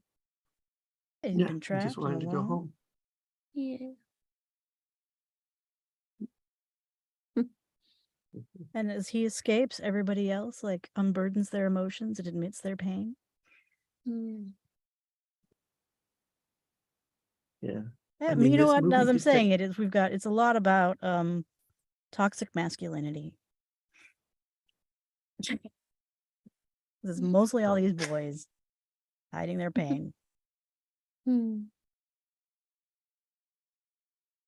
I mean, you think about how important the locket was, and it's only brought up a few times in the script, but it is such a huge symbolism for the character and what he's holding on to. And then in the end, when he's able to let it go, it's such a visual thing that's put in the script that you don't realize how significant it is till the end. It's the final missing piece to the puzzle so everybody can escape. And with that, with the arm on the of the dad on his son, like I really like the point earlier where the dad was like saying the stuff about the city, like all these people had someone else to look to, and now they only have me. Like, and how he Yeah. clicks for him with his son right there, but he also doesn't know how to handle, or doesn't, still can't be more than that. Yeah. And there we go again. Like we talk about this almost every time, something put in the script that isn't really filmable, where it's like, I mean, in a way where he says like, but that's all he can be for him right now. You know what I mean? Like that's, yeah. That was, I think that was maybe my favorite moment of the script.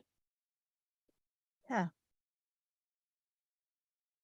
I also like how J.J. Abrams cussed through the action description. I don't know, I forget when you read, oh, that it was effing loud or something like that. Like this wasn't needed, but yeah.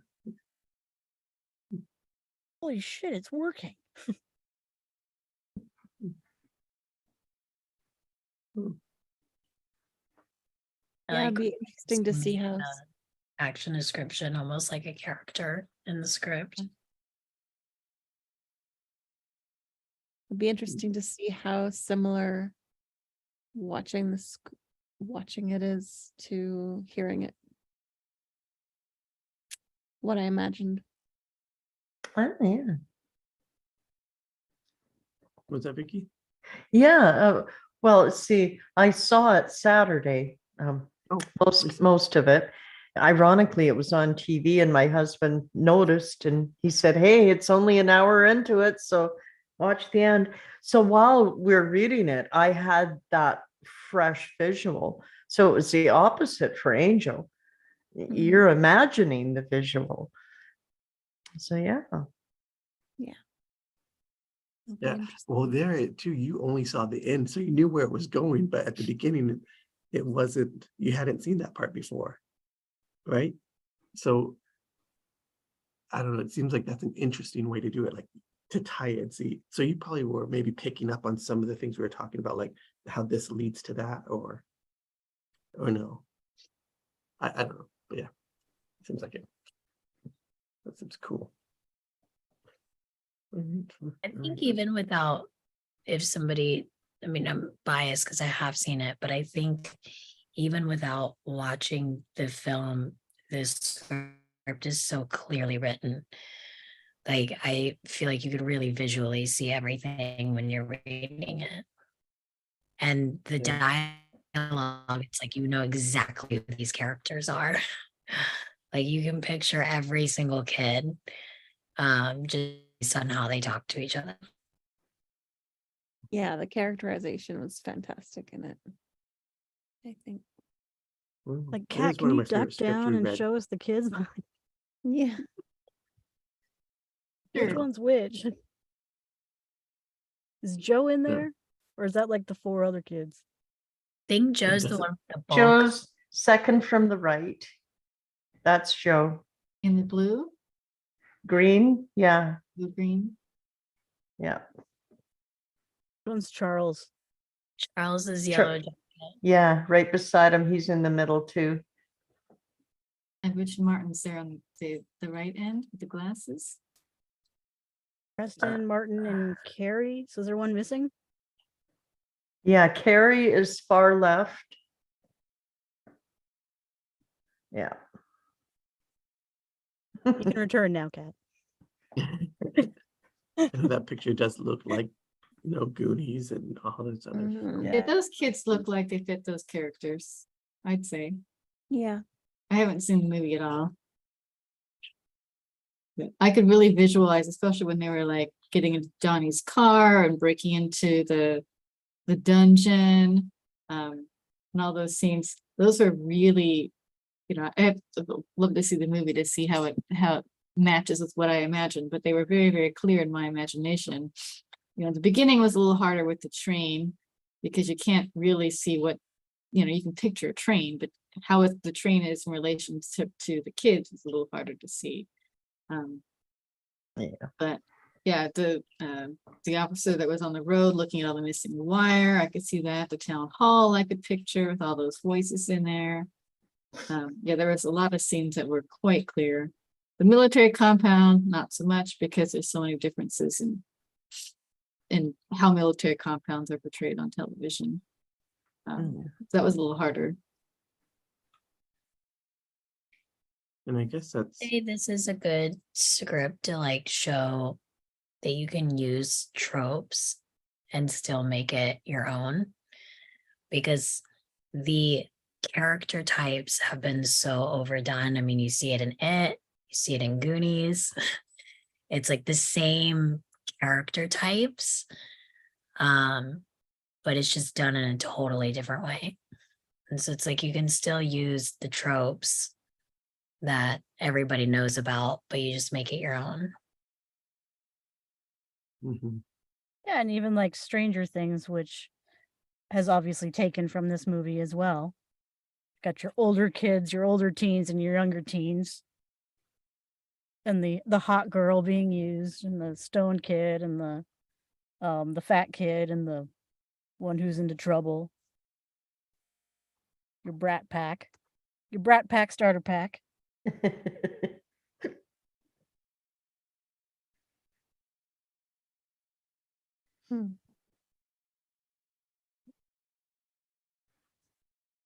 Well, we're all sleepy. Yeah. Yeah, but it was one of my favorite scripts that we've read. Yeah. I thought it was fantastic. Yeah. What's next week? Is it aliens?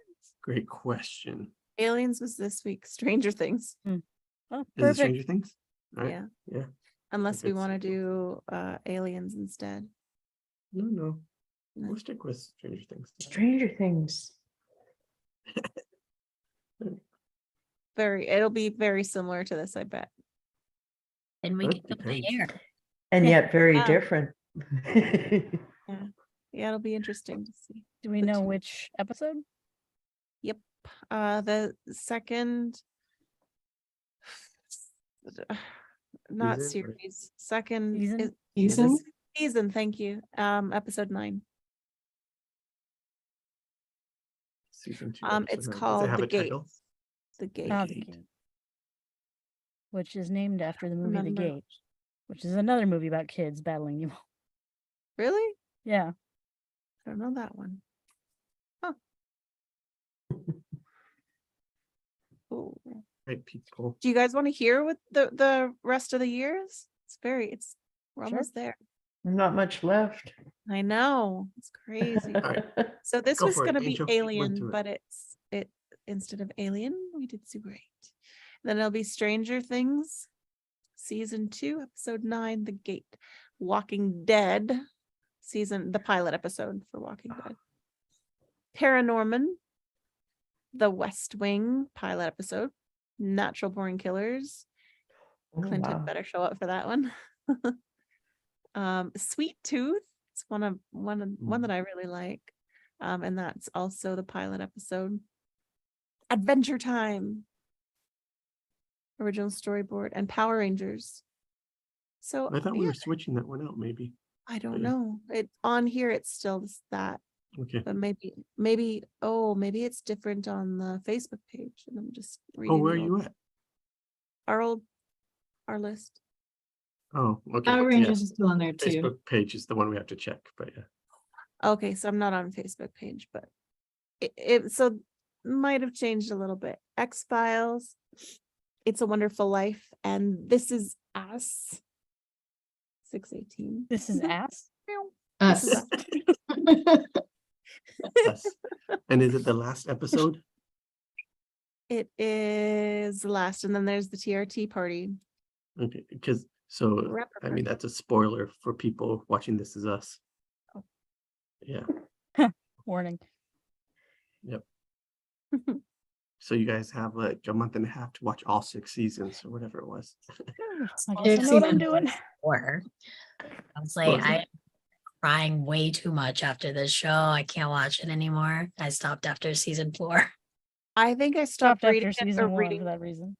I stopped watching it for 3 years, and then Jake and I got watching it again. Well, let's And I cancel made This it Is Us past the and hardest change it to Crazy Stupid Love. What was it again? I said cancel This Is Us and change it to Crazy Stupid Love. Same writer. Like, This Is Us. Oh, I like the other one he wrote. Something. Life. What is it? Like This Is Life. It's like 4 different stories in one. It's on Prime, I think. Hmm. Not This Is Life. It's something. I don't know. I'm Um, sorry. I'm only giving half the information. But yeah, same writer director. It was really good. If you like that, search it. Do some I work. just yourself, like the way Google. he tangles all the pieces. It's yeah, beautifully done. Yeah, I wasn't saying that to you guys. I was saying that to anybody else that watches this someday. Okay. But so like, subscribe, share. Is still on Facebook. Yeah, I'm looking at it right now. Thanks, Okay. Kat. Yeah. Mhm. Oh, Squeeze in Alien. Have a Mhm. midweek Thursday night really? table read. I was just too tired to cast. It's my fault. Morgan did all that work already. So thank you. Yeah. Cool. All right, Great. everybody. So next Have week. good dreams Stranger from your bedtime story. Oh yeah. It was a very good. Thank you for reading to me, everyone. Sleep. Good night. Good Good night. night. Good night. Not everyone. And all the kitty cat and doggy dogs. All the animals.